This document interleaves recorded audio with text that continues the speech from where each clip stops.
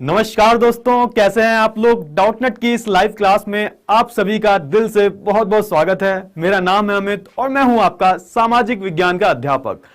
फटाफट से आ जाइए और भाई इस क्लास को शुरू कर लीजिए, क्योंकि भाई बच्चों की डिमांड आ रही थी, बच्चों की बहुत ज्यादा डिमांड थी कि सर जी ये जो चैप्टर है भूगोल का भैया, संसाधन एवं विकास, इसे करवा दीजिए। बहुत ही ज्यादा महत्वपूर्ण चैप्टर है एग्जाम पॉइंट ऑफ व्यू से, तो इसे आज हम डिटेल में कवर करने वाले हैं। तो भाई फटाफट से आ जाओ बिना किसी देरी के, और भाई इस क्लास को फटाफट से ज्वाइन कर लो। गुड मॉर्निंग बेटा, good morning, good afternoon, good afternoon, good afternoon, good noon, Radhe Radhe, Ram Ram. आ जाओ जल्दी से आ जाओ, फटाफट से आ जाओ बिना किसी देरी के, और भाई इस क्लास को ज्वाइन कर लो, ठीक है।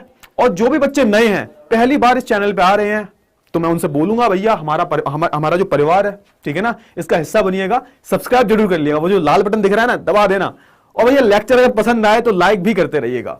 वन शॉट होने वाला है। पूरा जो चैप्टर है वो क्या करेंगे हम, वो फ्लो चार्ट की हेल्प से जो है हम करने वाले हैं। फ्लो चार्ट की हेल्प से जो है हम पूरे चैप्टर को करेंगे, और बिल्कुल कहानी की तरह, कहानी इन द सेंस आप बोल सकते हो, कनेक्ट करते हुए चलेंगे। भूगोल है भाई, ये भूगोल ही तो है ना। ये भूगोल क्या है भैया, आसपास जो भी आपको चीजें दिख रही हैं, ये सब हमारी भूगोल ही आती है। ज्योग्राफी में तो आती है ना ये सब। तो इसे थोड़ा सा कैसे पढ़ना है, थोड़ा सा रिलेट करके पढ़ना है। ये जो चीजें मैं बताऊंगा ये आसपास आपके हो रही हैं, तो थोड़ा सा रिलेट करते हुए चलना, ठीक है ना। चलिए तो फटाफट से आ जाओ और ज्वाइन कर लो। गुड आफ्टरनून बेटा, गुड आफ्टरनून, गुड नून बेटा, गुड नून। आ जाओ जल्दी से आ जाओ बेटा, नमस्ते, राधे राधे।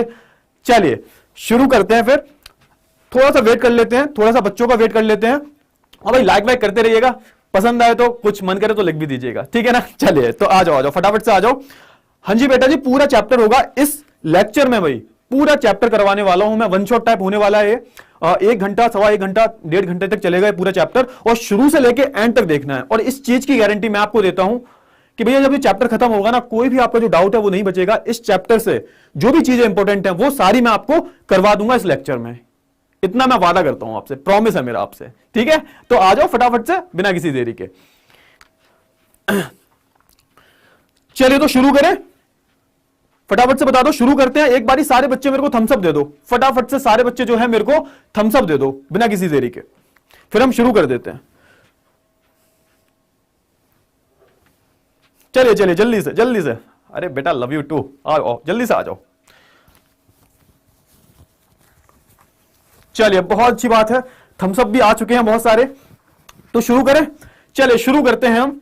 तो हमेशा की तरह आपके जो अमित भैया है ना, क्या करेंगे, हमेशा की तरह हम चैप्टर के नाम पे जाएंगे कि भैया चैप्टर का जो नाम है ना, उसमें पूरा सार छुपा हुआ है। भैया पूरे चैप्टर का जो सार है उसके नाम में ही छुपा हुआ है। तो हम पहले चैप्टर का नाम पढ़ेंगे और नाम से कुछ चीजें जो है समझने की कोशिश करेंगे, ठीक है ना। यहां पे सबसे पहले बात हो रही है संसाधन की, और फिर उसके बाद हो रही है विकास की बात, ठीक है। इसे इंग्लिश में बोले तो इसको बोलते हैं रिसोर्सेज एंड डेवलपमेंट, ठीक है ना। तो इन दोनों की बात हो रही है, संसाधन और विकास दोनों ही एक दूसरे से जुड़े हुए हैं। अच्छा भैया ये बताओ कि संसाधन क्या है और भैया विकास कैसे जुड़ा हुआ है इससे। तो संसाधन का मतलब क्या होता है, रिसोर्सेज का मतलब क्या होता है, आप अपनी भाषा में बताइए जल्दी से। रिसोर्सेज का मतलब होता क्या है, फटाफट से आप अपनी भाषा में बताइए जल्दी से। हाँ बेटा ठीक है, चलिए वेरी गुड। बिल्कुल, चलिए चलिए।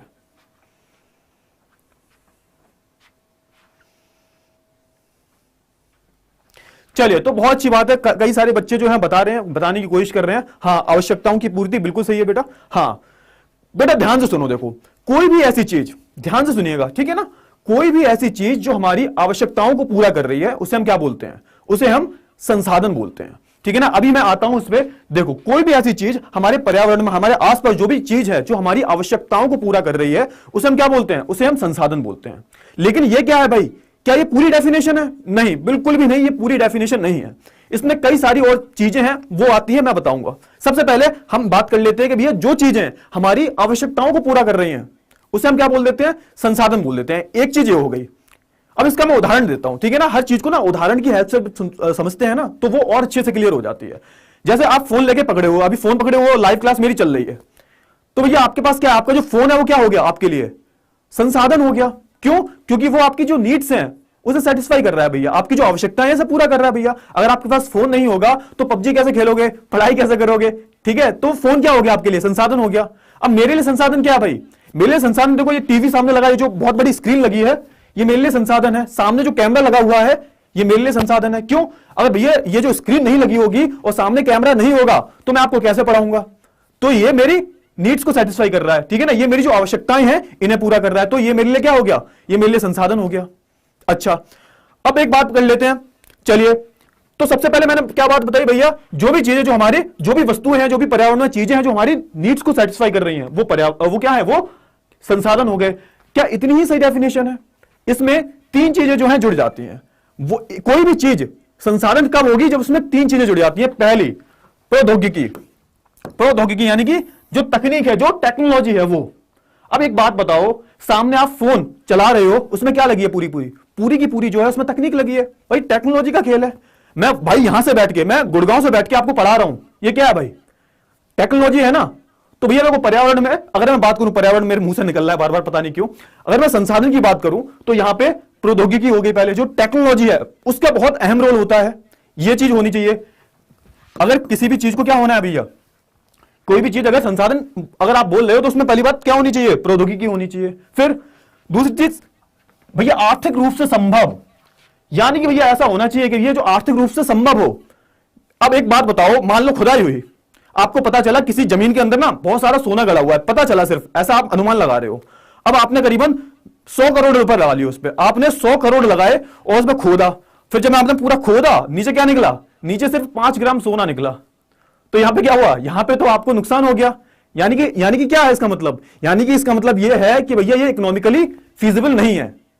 यानी कि भैया क्या हुआ, पैसा जो है पूरा बर्बाद हो गया, ठीक है ना। तो दूसरी चीज क्या होनी चाहिए भैया, संसाधन जो आर्थिक रूप से संभव भी हो, ठीक है ना, आर्थिक रूप से संभव हो। और तीसरी जो सबसे महत्वपूर्ण चीज है वो क्या है, तीसरी जो सबसे महत्वपूर्ण चीज है वो सांस्कृतिक, यानी कि भैया जो लोग हैं हमारे, जो हमारे समाज में लोग हैं, वो उस चीज को एक्सेप्ट भी करें कि भैया ये जो चीज है ना वो क्या है, वो संसाधन है, ये हमारे लायक है, ये हमारी आवश्यकताओं को पूरा कर रही है। वो अगर हमारे समाज है पूरा इस चीज को एक्सेप्ट करेगा, तभी वो जो चीज होगी वो क्या होगी, वो होगी संसाधन। जल्दी से बताओ फटाफट से, इतना समझ में आया या नहीं आया, फटाफट से बोलो बेटा, समझ में आ गया या नहीं आया।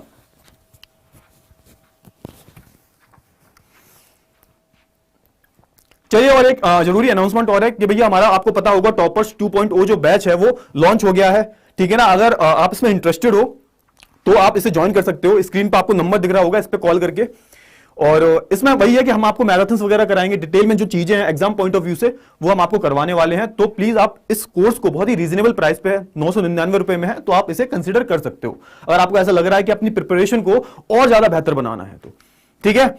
चलिए, तो ये इतनी चीज समझ में आ गई आपको। चलिए, अब सर आप बोलोगे कि सर एक बात बताओ कि संसाधन का मतलब तो बता दिया, संसाधन का तो मतलब बता दिया, तो ये विकास से कैसे जुड़ा हुआ है। तो भैया ध्यान करो, एक मैंने चैप्टर पढ़ा है आपको, विकास, ठीक है ना, अर्थशास्त्र का चैप्टर है विकास। तो उसमें मैंने क्या बताया था, विकास का मतलब क्या होता है कि पहले से बेहतर होना, ठीक है ना, पहले से बेहतर होना। अब आप बताओ, आप फोन में यहां घर पे बैठ के मेरा लेक्चर देख रहे हो और मैं इतनी दूर से भैया आपको पढ़ा रहा हूं, तो हम क्या पहले से बेहतर नहीं हुए हैं। तो कहने का मतलब यह है कि भैया इन संसाधनों का इस्तेमाल करके हम पहले से बेहतर हुए हैं या नहीं हुए हैं, जल्दी से बताओ। तो कहीं ना कहीं ये जो संसाधन है, ये हमारी जो लाइफ है, हमारी जो जिंदगी है, इसे कहीं ना कहीं बेहतर बना रहे हैं, यानी कि हमारा विकास हो रहा है, यानी कि संसाधन को इस्तेमाल करके जो है हमारा विकास हो रहा है।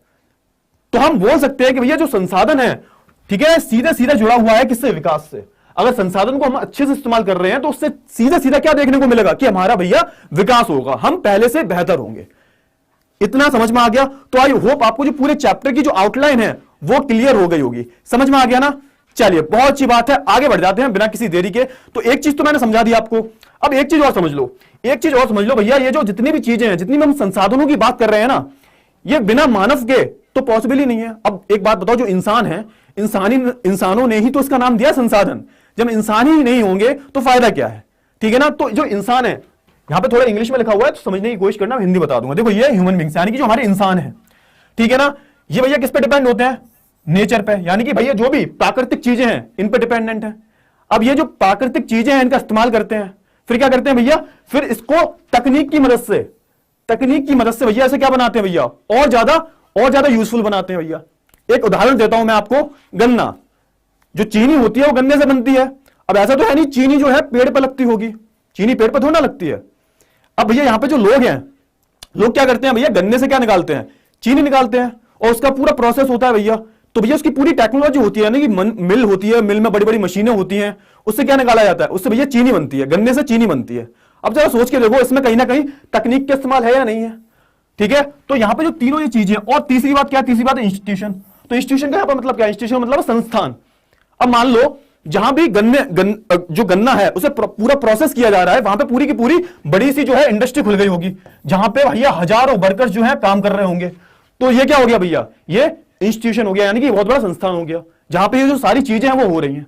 तो जो तीनों चीजें हैं भैया, किसकी बात कर रहा हूं मैं, प्राकृतिक चीजों की बात कर रहा हूं, और मैं टेक्नोलॉजी की बात कर रहा हूं यानी कि तकनीक की बात कर रहा हूं, और भैया इंस्टीट्यूशन यानी कि संस्थानों की बात कर रहा हूं। ये जो आपस में तीनों जो चीजें हैं ये क्या है भैया, जुड़ी हुई हैं, और इनसे सीधा मतलब है किसका, इंसानों का, ठीक है ना। इंसान जो है वो इन तीनों का इस्तेमाल करके क्या कर रहा है भैया, इन संसाधनों का उपयोग कर रहा है। इतनी बात समझ में आई या नहीं आई, फटाफट से बता दो बेटा, बताओ बताओ, फटाफट से बताओ बेटा, समझ में आ गया ना बेटा। ये क्लास अभी 1 घंटे तक चलेगी, अभी टाइम मत देखो, बस पढ़ाई पे ध्यान दो, इतना अच्छे से यार करके बता रहा हूं मैं, तो थोड़ा सा ध्यान दो, ठीक है। टाइम वाम क्या पूछते हो यार, इतना मतलब इतने मजे से तो पढ़ा रहा हूं मैं तुम्हें, कहानी की तरह पढ़ा रहा हूं, एकदम चीजों को जोड़ते हुए ले जा रहा हूं, तो टाइम मत पूछो। टाइम पूछोगे फिर मेरे को ऐसा लगेगा तुम बोर हो रहे हो यार, है ना। बोर नहीं होना है, देखो मैं बहुत ही ज्यादा इंटरेस्टिंग बना रहा हूं आपको। ये जो भूगोल है ना, इसे थोड़ा सा वैसे देखना कि जो चीजें आपकी लाइफ में हो रही है ना, रियल में जो हो रही हैं वो इस चैप्टर में दिखाई गई हैं, ये कहीं अलग नहीं है, ये चीजें रियल में होती हैं भाई, ठीक है ना। तो जोड़ के देखना अपनी रियल लाइफ से, ऐसा नहीं है कि भैया सिलेबस की तरह पढ़े जा रहे हो पढ़े जा रहे हो पढ़े जा रहे हो, तो उससे कोई फायदा नहीं है। फिर आप कहते हो कि भैया सामाजिक विज्ञान समझ में नहीं आती। सामाजिक विज्ञान भैया क्या से समझ में आएगी, जब आप सिलेबस की तरह रट्टा मारने बैठ जाओगे, है ना। रट्टा नहीं मारना अपन को। थैंक यू बेटा, थैंक यू सो मच। चलो आगे बढ़ते हैं बिना किसी देरी के। अब बात कर लेते हैं भैया संसाधन के प्रकार, कि कितने प्रकार होते हैं भैया संसाधन के। अब संसाधन को हमने क्या किया भैया, हमने उनकी विशेषताओं के अकॉर्डिंग, हमने उनकी विशेषताओं के अनुसार जो है उन्हें अलग अलग भाग में जो है डिवाइड कर दिया है। बारी बारी से सब पढ़ेंगे हम, ठीक है ना, और एक दूसरे को जोड़ के पढ़ना है सारी चीजों को। तो हमने क्या करना है भाई, हमने संसाधनों को अलग अलग भागों में डिवाइड कर दिया, उनकी विशेषताओं के अनुसार, उनके जो फीचर्स थे, उनके जो कैरेक्टरिस्टिक्स थे, उसके अनुसार जो है हमने संसाधनों को अलग अलग भाग में जो है डिवाइड कर दिया, ठीक है। चलिए इसके बारे में थोड़ी सी बात कर लेते हैं। सबसे पहला भैया उत्पत्ति के आधार पर, ठीक है। उत्पत्ति के आधार पर 2 तरीके के होते हैं संसाधन, जैव और अजैव संसाधन, इसे हम डिटेल में पढ़ेंगे। फिर हम बात कर लेते हैं भैया समानता के आधार पर, ठीक है। उसमें हम क्या पढ़ेंगे भैया, नवीकरण, अवनवीकरणीय, या फिर 2 ही पढ़ेंगे इसमें, ठीक है, 2 टाइप है इसके। अब फिर हो जाता है भैया स्वामित्व के आधार पर। स्वामित्व का मतलब क्या होता है, स्वामित्व मतलब स्वयं, नाम पे जाओ हमेशा, नाम पे हमेशा जाओ, स्वामित्व मतलब स्वयं। स्वामित्व के आधार पर भैया हम देखेंगे व्यक्तिगत हो जाता है, सामुदायिक हो जाता है, राष्ट्रीय और अंतरराष्ट्रीय संसाधन हो जाते हैं। तो इन्हें हम डिटेल में कवर करेंगे।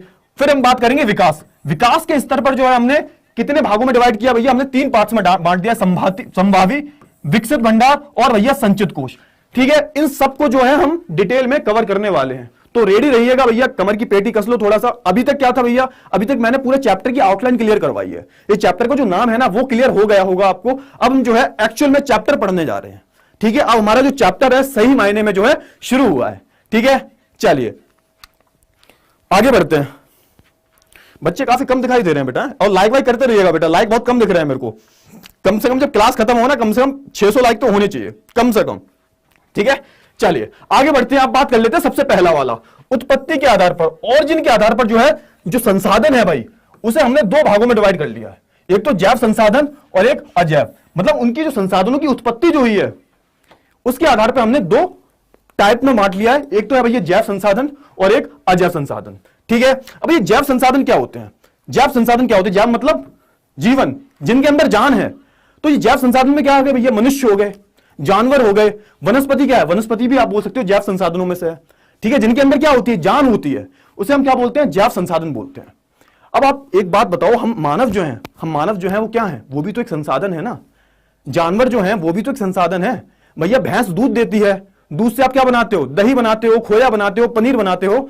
तो क्या ये आपकी जो नीड्स हैं, आपकी जो आवश्यकताएं हैं, इन्हें पूरा नहीं कर रहे क्या ये भैया। मैंने क्या बताया, संसाधन वो चीज है जो आपकी नीड्स को सेटिस्फाई कर रही हो। अब ये जानवर भी तो आपकी नीड्स को सेटिस्फाई करते हैं।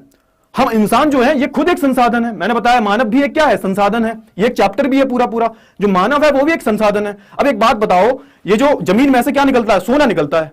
जमीन में से सोना निकलता है। अब इंसान को यही टेक्नोलॉजी नहीं पता होगी कि जमीन से सोना कैसे निकाला जाए, तो भैया सोना कितना भी बना रहे उससे फर्क ही नहीं पड़ता। अगर मानव को वो कला आती ही नहीं है, मानव के पास वो कौशल है ही नहीं, तो वो सोना कैसे निकाल पाएगा जमीन में से? एक बात बताओ, तो सबसे जरूरी जो संसाधन है वो क्या है भैया? मानव है। तो मानव भी क्या है भैया? आप बोल सकते हो एक जैव संसाधनों में से एक है, ठीक है। तो मानव भी हम सब क्या है भैया? हम सब एक संसाधन है। हमारे जो माँ बाप है हम पे पैसा लगा रहे हैं ना, ये क्या है भाई? एक पूंजी है, आगे चल के हमें उन्हें रिटर्न देना है, ठीक है। तो हम मानव भी क्या है? संसाधन है। जानवर भी संसाधन है, जो पेड़ पौधे हैं ये भी क्या है? एक संसाधन है। तो उसकी बात हो रही है। वैसे संसाधन जैव संसाधन कहलाते हैं जो जैव मंडल से मिलते हैं। उदाहरण के लिए भैया मनुष्य हो गए, वनस्पति हो गए, मछलियां हो गई, ये सब क्या है भैया? ये सब है जैव संसाधन, और ये कहीं ना कहीं हमारी आवश्यकताओं को पूरा करते हैं। इतना समझ में आ गया? बहुत अच्छी बात है, आगे बढ़ते हैं। अब बात कर लेते हैं अजैव की। अजैव मतलब भैया, अजैव का मतलब जिनमें जान नहीं है, जिनमें भैया जान नहीं है। अजैव संसाधन क्या हो गया भैया? देखो मिट्टी हो गया, मिट्टी, हवा, पानी, सॉरी बेटा सॉरी, चलिए तो भैया सुनो, जैसे मिट्टी हो गई, हवा, पानी, धातु, पत्थर, ये सब क्या भैया? इनमें जान नहीं है, इनमें बिल्कुल भी जान नहीं है। अब क्या ये हमारी वांट्स को सेटिस्फाई नहीं कर रहे? क्या बिल्कुल कर रहे हैं भैया। मिट्टी में जान होती है? नहीं होती। लेकिन भैया बिना मिट्टी के आप खेती कैसे कर पाओगे? एक बात बताओ। तो भैया इनमें जान नहीं है, लेकिन फिर भी ये हमारी नीड्स को सेटिस्फाई कर रही है, हमारी आवश्यकताओं को पूरा कर रही है। तो भैया मिट्टी हो गई, धातु, भैया धातु से क्या क्या चीजें नहीं होती भाई? एल्यूमिनियम हो गया, कॉपर हो गए, इन सबसे क्या बनाया जाता है भैया? चीजें बड़ी बड़ी अलग अलग तरीके की चीजें बनाई जाती हैं। तो कहीं ना कहीं ये क्या है? ये हमारी वांट्स को सेटिस्फाई कर रही है, ठीक है, लेकिन इनमें जान नहीं होती। तो भैया अगर मैं बात करूं उत्पत्ति के आधार पर, हमने दो तरीके के संसाधन देखे, जैव संसाधन और अजैव संसाधन। आई होप आपको ये दोनों जो है क्लियर हो गए होंगे बहुत अच्छे से। आगे बढ़े, चलिए तो आगे बढ़ते हैं बिना किसी देरी के। अब बात कर लेते हैं समायत्ता के आधार पर संसाधन के प्रकार। तो ये समायत्ता के आधार पर दो तरीके के हैं भाई, नवीकरणीय और अनवीकरणीय, ठीक है। नवीकरणीय और अनवीकरणीय, ये बहुत ही इंटरेस्टिंग है और एग्जाम पॉइंट ऑफ व्यू से भैया ये बहुत ज्यादा जरूरी हो जाता है, बहुत ज्यादा जो है ये महत्वपूर्ण हो जाता है। कैसे महत्वपूर्ण हो जाता है उसके बारे में जो है हम बात कर लेते हैं। अगर मैं नवीकरणीय की बात करूं, ये ऐसे संसाधन है भैया, ये ऐसे संसाधन है जिन्हें हम दोबारा बना सकते हैं, जिन्हें हम दोबारा, मेरी बात ध्यान से सुनना, ये ऐसे संसाधन है जिन्हें हम दोबारा बना सकते हैं। हमारे पास इतनी टेक्नोलॉजी है या फिर हमारे पास जो चीजें हैं, ये मतलब ये जो चीजें हैं ना कभी खत्म नहीं हो सकती, ये जो संसाधन है कभी भी खत्म नहीं हो सकते। इसका बहुत ही प्यारा सा उदाहरण लेता हूं मैं, सौर ऊर्जा। भैया जो हमें सूरज से रोशनी मिलती है उससे हम बहुत सारी ऊर्जा निकाल लेते हैं। आपने देखा होगा गांव में भी, शहरों में बहुत सारी सोलर प्लेट्स लगी होती हैं, आपने देखा होगा बहुत बारी। अगर मैं इधर आऊं मेट्रो स्टेशन साइड, तो यहां पे भी क्या है भैया, यहां पे भी बहुत सारी जो सोलर प्लेट्स लगी हैं। अब इसका काम क्या है भैया, जो भी सूरज से रोशनी आ रही है ये लेता है और भैया क्या देता है हमें? बिजली देता है, हमें ऊर्जा प्रदान करता है। अब एक बात बताओ, सूरज की जो रोशनी है ये कभी खत्म होगी? सूरज की जो रोशनी है ये कभी खत्म होगी? बिल्कुल भी नहीं होगी, कभी खत्म नहीं होगी सूरज की रोशनी। तो ये क्या हो गया भैया, ये नवीकरणीय योगी संसाधन है, ठीक है। अब बात करें पवन ऊर्जा, जो भैया पवन चल रही है, पवन मतलब हवा चल रही है, उससे भी हम ऊर्जा बनाते हैं, उससे भी बिजली बनाते हैं। तो पवन कभी खत्म हो सकती है भैया? हवा ऐसा तो है नहीं कि आज चल रही है कल नहीं चले। हवा क्या है भैया? हवा तो प्राकृतिक है भैया। तो भैया ये जो ऐसे कुछ संसाधन होते हैं जिनको भैया जिनको हम जितना चाहें उतना इस्तेमाल कर सकते हैं, ठीक है। तो ऐसे संसाधन को नवीकरण योग्य संसाधन बोला जाता है जिन्हें हम भौतिक, रासायनिक या यांत्रिक प्रक्रिया द्वारा नवीकृत पुनः उत्पन्न कर सकते हैं। मतलब यहां पे प्रक्रियाओं की बात हो रही है, कुछ हम टेक्नोलॉजी का यूज कर सकते हैं, कुछ हम भौतिक चीजों का, रासायनिक चीजों का, कुछ केमिकल्स का इस्तेमाल कर सकते हैं, तो उसके जरिए जो है हम इन्हें पुनः स्थापित कर सकते हैं। ये कभी खत्म नहीं होने वाले। पहली चीज क्लियर हो गई। अब दूसरी चीज क्या भैया, इसका ठीक उल्टा क्या हुआ? इसका ठीक उल्टा हुआ भैया अनवीकरणीय। यानी कि भैया जो संसाधन एक बारी चले गए वो कभी वापस नहीं आने वाले। भैया आप गए बाइक से सब्जी लेने, आपने 50 रुपए का पेट्रोल डलवाया, अब वो पेट्रोल जो डलवाया है वो 20 किलोमीटर 25 किलोमीटर आपने चलाई और वो पेट्रोल खत्म हो गया। अब क्या वो पेट्रोल जो है दोबारा आएगा? दोबारा आएगा पेट्रोल? वो नहीं आएगा, वो तो भैया धुआं देके उड़ गया वो तो। अब ये पेट्रोल जो है वो कहां है भाई? पेट्रोल वगैरह हो गया, कोयला हो गया, डीजल वगैरह, जितनी भी नेचुरल गैसेस हैं भैया कैसे बनी है भाई? इन्हें बनने में करोड़ों साल लगे हैं, इन्हें बनने में भैया करोड़ों साल लगे। जमीन के अंदर बहुत सारा हीट लगा, प्रेशर लगा, बहुत सारे केमिकल चेंजेस हुए, उसके बाद जाके कहीं ये बन पाए हजारों करोड़ों सालों में। अब ऐसा तो है नहीं कि भैया कैसे हैं भाई, ये कभी खत्म ही नहीं होंगे। एक दिन तो ऐसा आएगा कि कभी ना कभी ये पेट्रोल, डीजल वगैरह ये सब खत्म हो जाएंगे, ठीक है। तो ऐसे संसाधन भैया जो क्या है भाई, जिन्हें हम पुनः स्थापित नहीं कर सकते, जिन्हें हम पुनः नहीं बना सकते, उसे हम क्या बोलते हैं? उसे हम अनवीकरणीय संसाधन जो है उसे हम बोलते हैं। समझ में आ गया? इतना जल्दी से बता दो फटाफट से। अरे एक बच्चा कह रहा है सब्जी वाला तो पड़ोस में ही रहता है। अरे बात तो बहुत बढ़िया बात है बच्चों, है तो बेटा आप तो फिर पेट्रोल के पैसे बचा लेते होगे, है ना। चलो बहुत अच्छी बात है बेटा उदाहरण दिया है, सीरियस नहीं होना इतना ज्यादा, है ना चलिए इतना समझ में आ रहा है ना, क्लियर है ना, सब क्लियर होता जा रहा है ना। देखो एंड तक रुकना है आपको, क्योंकि भैया होता क्या है कि मैं यहां पे कॉन्सेप्ट क्लियर कराता चल रहा हूं आपको, तो आप साथ के साथ देख लोगे ना तो आपको फायदा देगी ये चीज, ठीक है। तो साथ के साथ थोड़ा आपको देखना है ये चीज। चलिए तो आगे बढ़ते हैं। कुछ संसाधन ऐसे होते हैं जिन्हें हम किसी भी तरीके से नवीकृत या पुनः उत्पन्न नहीं कर सकते, ठीक है ना। अब जैसे एग्जांपल की बात लूं तो भैया देखो जीवाश्म ईंधन हो गया, धातु हो गई, ठीक है ना, कोयला हो गया हमारा, और क्या हो गया भैया हमारा क्रूड ऑयल हो गया। ये सब क्या है भाई, ये अनवीकरणीय संसाधन है। ये क्या है भैया, ये अनवीकरणीय संसाधन है, ठीक है।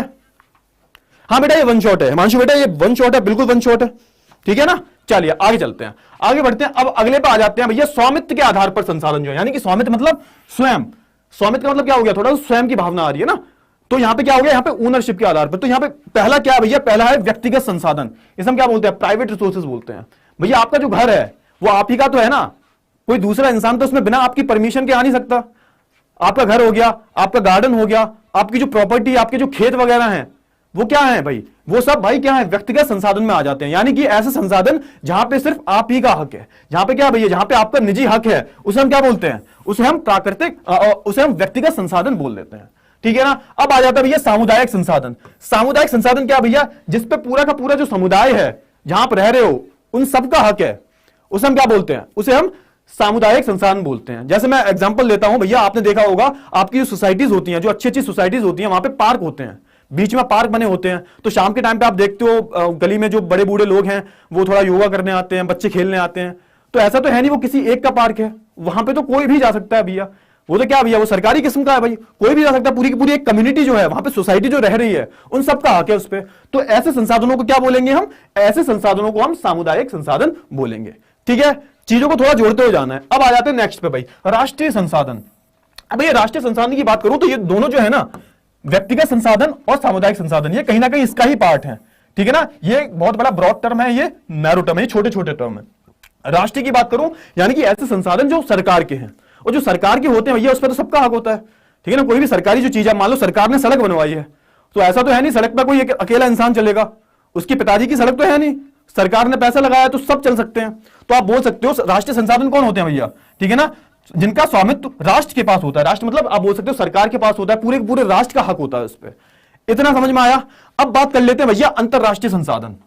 तो भैया अंतरराष्ट्रीय संसाधन ऐसे संसाधन होते हैं जिनका हक किसके पास होता है भैया, जो भी अंतरराष्ट्रीय संस्थाएं होती हैं उनके पास इनका हक होता है। इसमें एक बहुत ही जरूरी जो है कॉन्सेप्ट बताने जा रहा हूं, ध्यान रखना। मान लो एक उदाहरण देता हूं मैं आपको, ठीक है। ये हमारा भारत, भारत का हमारा जो दक्षिणी भाग है, ऐसा कुछ दिखता है हमारा भारत, है ना, दक्षिणी भाग में। एक उदाहरण नहीं, एक रियल एग्जांपल लेता हूं। तो यहां पे अगर आप भारत की मैं बात करूं, यहां पे क्या है, यहां पे समुद्र है, यहां पे क्या है भैया, समुद्र है। यहां पे क्या भैया, श्रीलंका है। तो अगर मैं बात करूं भारत की, तो भारत का जो हक है वो 200 माइल तक, 200 जो न्यूटन माइल होते हैं, वहां नॉटिकल जो माइल होते हैं, नॉटिकल माइल का मतलब क्या होता है, नॉटिकल माइल का मतलब होता है जो समुद्र का जो रास्ता नापते हैं ना, तो उसकी यूनिट को हम बोलते हैं नॉटिकल माइल। तो भारत का जो 200 नॉटिकल माइल तक जो है यहां पे हक है, यहां पे जितने भी संसाधन होंगे वो भारत के हक में होंगे। इसके बाहर जो भी सीमा होगी इस पे भारत का हक नहीं होगा।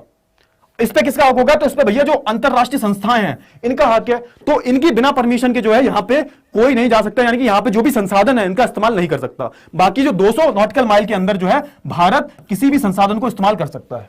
तो ये याद रखना, एग्जाम्पल में आ जाता है। अब आपके मन में प्रश्न आ रहा होगा कि सर नीचे तो बिल्कुल पास में तो नीचे क्या है, श्रीलंका है। श्रीलंका क्या कहेगा कि भैया हमारा भी हक है इस पे, तो फिर तो ऐसे लड़ाई हो जाएगी। तो भैया लड़ाई नहीं होती, फिर क्या होता है, फिर सलाह मशवरा होता है। यानी कि भारत और श्रीलंका के बीच में कुछ ऐसा एग्रीमेंट हो रखा होगा, तो उनके पास अपने एरिया होंगे, भारत के पास अपना एरिया होगा। लेकिन इतनी बात याद रखनी है कि भैया एक जो सीमा होती है उसके बाद क्या होता है, उसके बाद जो है संसाधनों पे अंतरराष्ट्रीय संस्थाओं का हक होता है। तो इसे हम क्या बोलते हैं, ऐसे संसाधनों को हम बोलते हैं अंतरराष्ट्रीय संसाधन। जल्दी से बताओ इतना समझ में आ गया आपको या नहीं आया।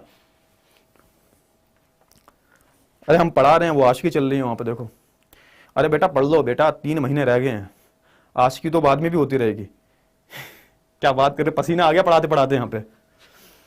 चलिए आगे बढ़ते हैं बिना किसी देरी के, और आगे करते हैं भैया अब बात कर लेते हैं विकास के स्तर के आधार पर संसाधनों के प्रकार। तो अगर मैं विकास के आधार पर बात करूं, डेवलपमेंट के आधार पर बात करूं, तो यहां पे हमने कितने पार्ट में बांटा है? यहां पे हमने 4 हिस्सों में जो है संसाधनों को बांट दिया है। यहां पे हमने जो 4 हिस्सों में जो है संसाधनों को बांट दिया है।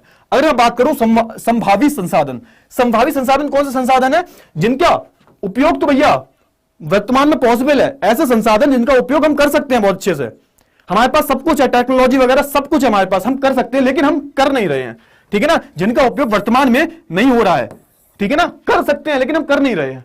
क्यों नहीं कर रहे? कोई भी कारण हो सकते हैं। जैसे मैं बात बताऊं भैया, गुजरात और राजस्थान की बात करूं तो यहां पे आपको पर्याप्त रूप से भैया सौर ऊर्जा मिल सकती है, क्योंकि यहां पे धूप वगैरह बहुत अच्छे से पड़ती है, और यहां पे भैया पवन ऊर्जा भी मिल सकती है आपको, हवाएं भी बहुत अच्छे से चलती हैं। लेकिन फिर भी वर्तमान के टाइम पे भी जितना हमें इस्तेमाल करना चाहिए उतना हम इन संसाधनों को इस्तेमाल नहीं कर रहे हैं। ऐसे संसाधनों को हम क्या बोलते हैं? ऐसे संसाधनों को हम संभावी संसाधन बोलते हैं, याद रखना हमेशा। आइए दूसरे पे आते हैं, विकसित संसाधन। अब भैया विकसित संसाधन नाम से लग रहा है ना विकसित, ऐसे संसाधन भाई जो विकसित हो चुके हैं, पूरी टेक्नोलॉजी हमारे पास, सब कुछ है हमारे पास, जो विकसित हो चुके हैं। बस क्या, और हमें यह भी पता है कि भाई कब तक चलेंगे, उनका इस्तेमाल कैसे करना है। जैसे भैया पेट्रोल, डीजल, ये सब हमें पता है भैया, उनकी टेक्नोलॉजी हमारे पास है, हमें यह भी पता है हमें कितना इस्तेमाल करना है, कितनी खपत करनी है, कितना फ्यूचर के लिए रखना है, ये सब जो है हमारे पास है। तो ऐसे संसाधनों को क्या बोलेंगे? ऐसे संसाधनों को हम विकसित संसाधन बोलेंगे। ठीक है, चलिए आगे बढ़ते हैं और आगे कर लेते हैं भंडार। भंडार क्या होते हैं भैया? भैया भंडार कुछ ऐसे संसाधन होते हैं जिसका भैया, जिसकी जो टेक्नोलॉजी है, मतलब हम इसे सही से इस्तेमाल नहीं कर पा रहे। क्यों नहीं कर पा रहे? क्योंकि वो टेक्नोलॉजी हमारे पास नहीं है। भंडार वो संसाधन होते हैं कि भैया जिनका हम इस्तेमाल तो कर सकते हैं भैया, बहुत अच्छे हैं वो संसाधन, लेकिन उनको उपयोग करने के लिए हमारे पास क्या नहीं है? टेक्नोलॉजी नहीं है, तकनीक नहीं है वो। जैसे मैं बात करूं भैया पानी की, पानी में क्या होता है भैया? हाइड्रोजन होता है और ऑक्सीजन होता है। अब मैं बात करूं हाइड्रोजन, हाइड्रोजन से हम क्या बना सकते हैं? बहुत ज्यादा ऊर्जा पैदा कर सकते हैं। ठीक है ना, लेकिन मैं बात करूं तो हाइड्रोजन को भैया कैसे हम बनाए? फ्यूल के रूप में कैसे बनाए? ये टेक्नोलॉजी तो बन चुकी है भैया, लेकिन बहुत ज्यादा महंगी है, तो आप इसे संसाधन नहीं बोल सकते, क्योंकि थोड़ी ही देर पहले मैंने आपको बताया है संसाधन वो होते हैं जो भैया आर्थिक रूप से क्या हो, संभव हो। ये तो आर्थिक रूप से संभव ही नहीं है। अब मान लो कोई ऐसा संसाधन बना दिया, अब कोई ऐसा फ्यूल बना दिया हाइड्रोजन वाला, मान लो बना दिया, बन भी गया, ऐसा फ्यूल बन रहा है, अभी पॉसिबल नहीं है। क्यों? अभी ये बहुत महंगा है। अब मान लो 1 किलोमीटर का आपका दाम आया 850 रुपए, 1000 रुपए आया, तो ये तो फिर फायदा नहीं है ना, ये तो इकोनॉमिकली फीजिबल नहीं है, आर्थिक रूप से ये जो है ये भैया बेकार है ये तो आप इसे संसाधन नहीं बोल सकते। क्यों नहीं बोल सकते? क्योंकि आपके पास इतनी टेक्नोलॉजी तकनीक नहीं है कि आप इसका इस्तेमाल कर सको। तो ऐसो को हम क्या बोलते हैं? ऐसो को हम भंडार बोलते हैं। ठीक है, अब यहां पे क्या है, देखो एक बार ध्यान रखना, संभावी संसाधन और भंडार में डिफरेंस पूछ लिया जाता है, क्योंकि यहां पे भी हम यूज नहीं कर रहे हैं और यहां पे भी यूज नहीं कर रहे हैं, तो दोनों में डिफरेंस क्या है, तो याद रखना, कंफ्यूज मत होना। देखो अगर मैं बात करूं भंडार की अगर मैं बात करूं तो भंडार में क्या हो रहा है? भंडार में हमारे पास तकनीक नहीं है, लेकिन संभावी संसाधनों की बात करूं तो हम यूज नहीं कर रहे हैं, हम जानबूझकर यूज नहीं कर रहे हैं। हमारे पास टेक्निक भी है, सब कुछ है हमारे पास, फिर भी हम इन संसाधनों का इस्तेमाल नहीं कर रहे हैं। इतना समझ में आ गया ना? जल्दी से बताओ यार, लाइक बाइक बहुत कम दिख रहे हैं, लाइक बाइक करो यार, 300 तो पहुंचा दो कम से कम, है 300 पहुंचा दो कम से कम भाई। और वैसे भी आज बहुत कम बच्चे दिख रहे हैं मेरे को, इतने कम बच्चे पता नहीं कैसे आए हैं। चलिए कोई दिक्कत वाली बात नहीं है, बाद में शेयर वेयर कर देना, थोड़ा सा शेयरिंग इज केयरिंग, है ना। अपने जो भी यार दोस्त है उन्हें बता दो भैया अमित भैया आ गए हैं, इतने अच्छे से पढ़ा देते हैं तुम्हें, है ना। समझ में आ गया। चलिए अब लास्ट बचा है भैया संचित कोष। संचित कोष क्या है भैया?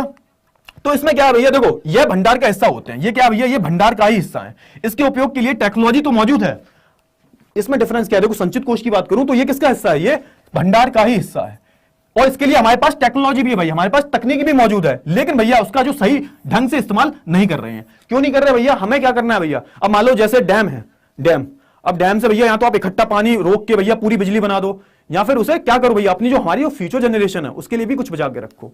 ठीक है ना। तो यहां पे क्या भैया, हमारे पास क्या है भाई, टेक्नोलॉजी भी है, लेकिन हम उसका यूज नहीं कर रहे। क्यों नहीं कर रहे?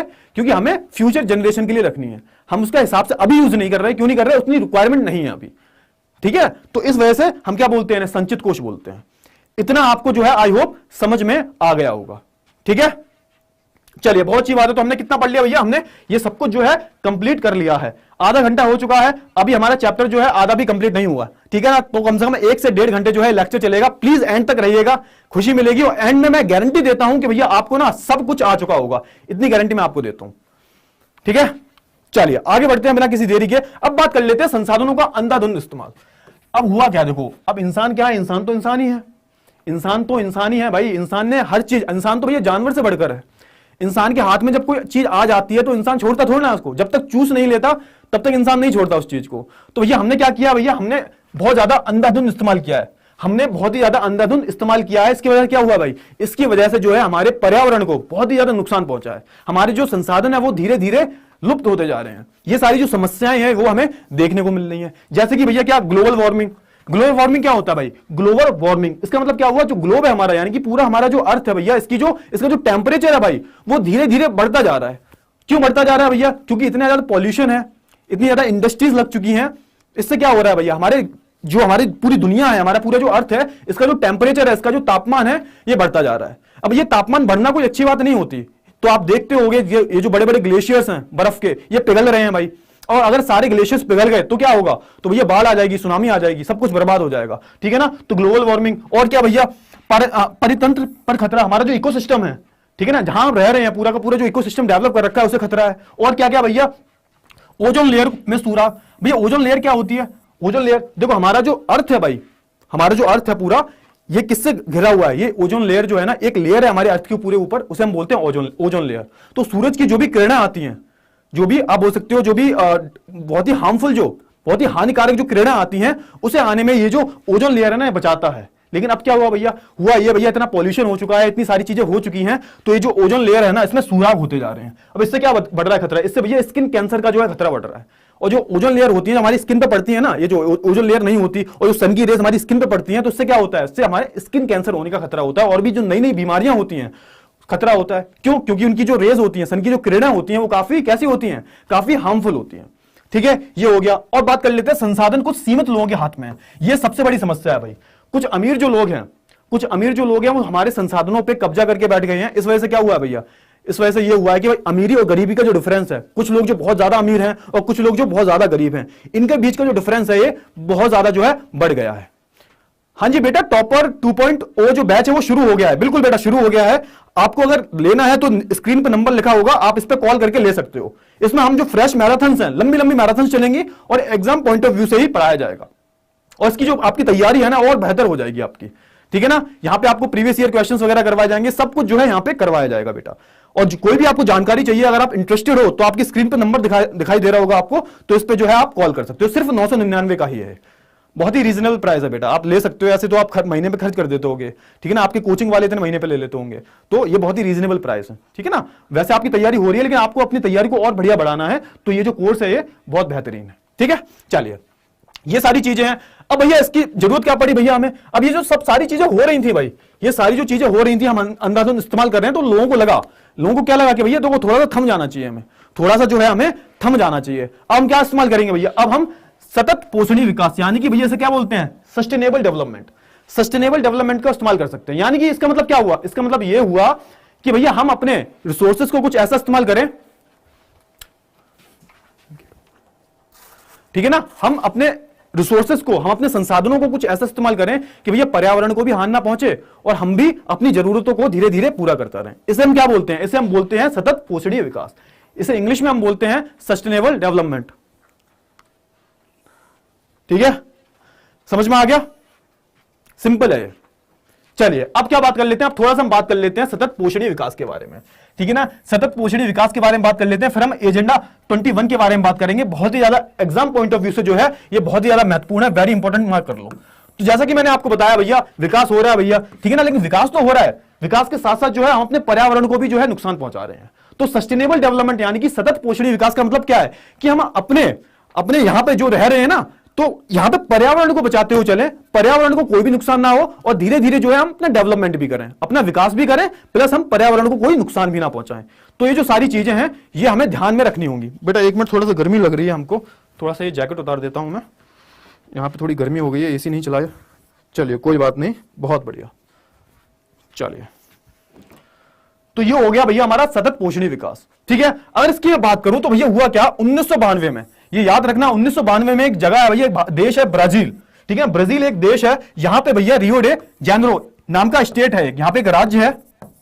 कहां पे भैया, ब्राजील में। यहां पे क्या होता है भैया, यहां पे एक बैठक होती है, यहां पे एक समिति होती है। क्या होती है यहां पे एक समिट होती है, बैठक होती है। यहां पे होता क्या भैया, 100 अलग अलग देशों से जो है वो राज्य अध्यक्ष आते हैं, 100 राष्ट्र अध्यक्ष आते हैं यहाँ पे, और यहाँ पे क्या होता है, यहाँ पे एजेंडा 21 पे डिस्कशन होता है कि गुरुजी ये एजेंडा 21 क्या है, एजेंडा 21 क्या है ये।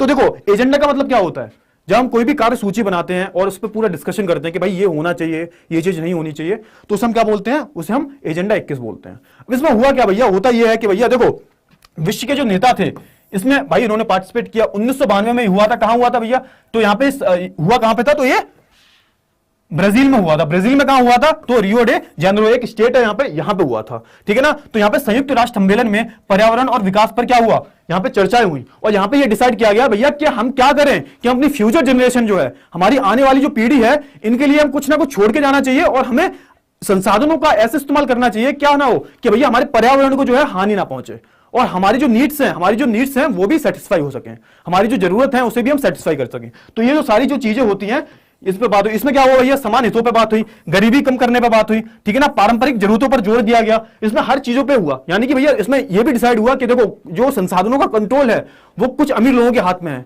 ये भी नहीं होना चाहिए। अमीरी हमें क्या, अमीरी और गरीबी में इतना जो डिफरेंस है भैया, अमीर लोग बहुत अमीर, मतलब अमीर जो अमीर होते जा रहे हैं, गरीब जो गरीब होते जा रहे हैं, तो इन चीजों पे जो है यहाँ पे एजेंडा 21 जो है इसमें डिसाइड किया गया। कहां पे हुआ था भैया, ये हुआ था, याद रखना, ये रियो डे जेनेरो में हुआ था, या है कहां पे, तो ये ब्राजील देश में है। ये सारी चीजें आपको पता होनी चाहिए, ठीक है। ये एग्जाम पॉइंट ऑफ व्यू से बेटा ये बहुत ज्यादा महत्वपूर्ण है। चलिए आगे बढ़े।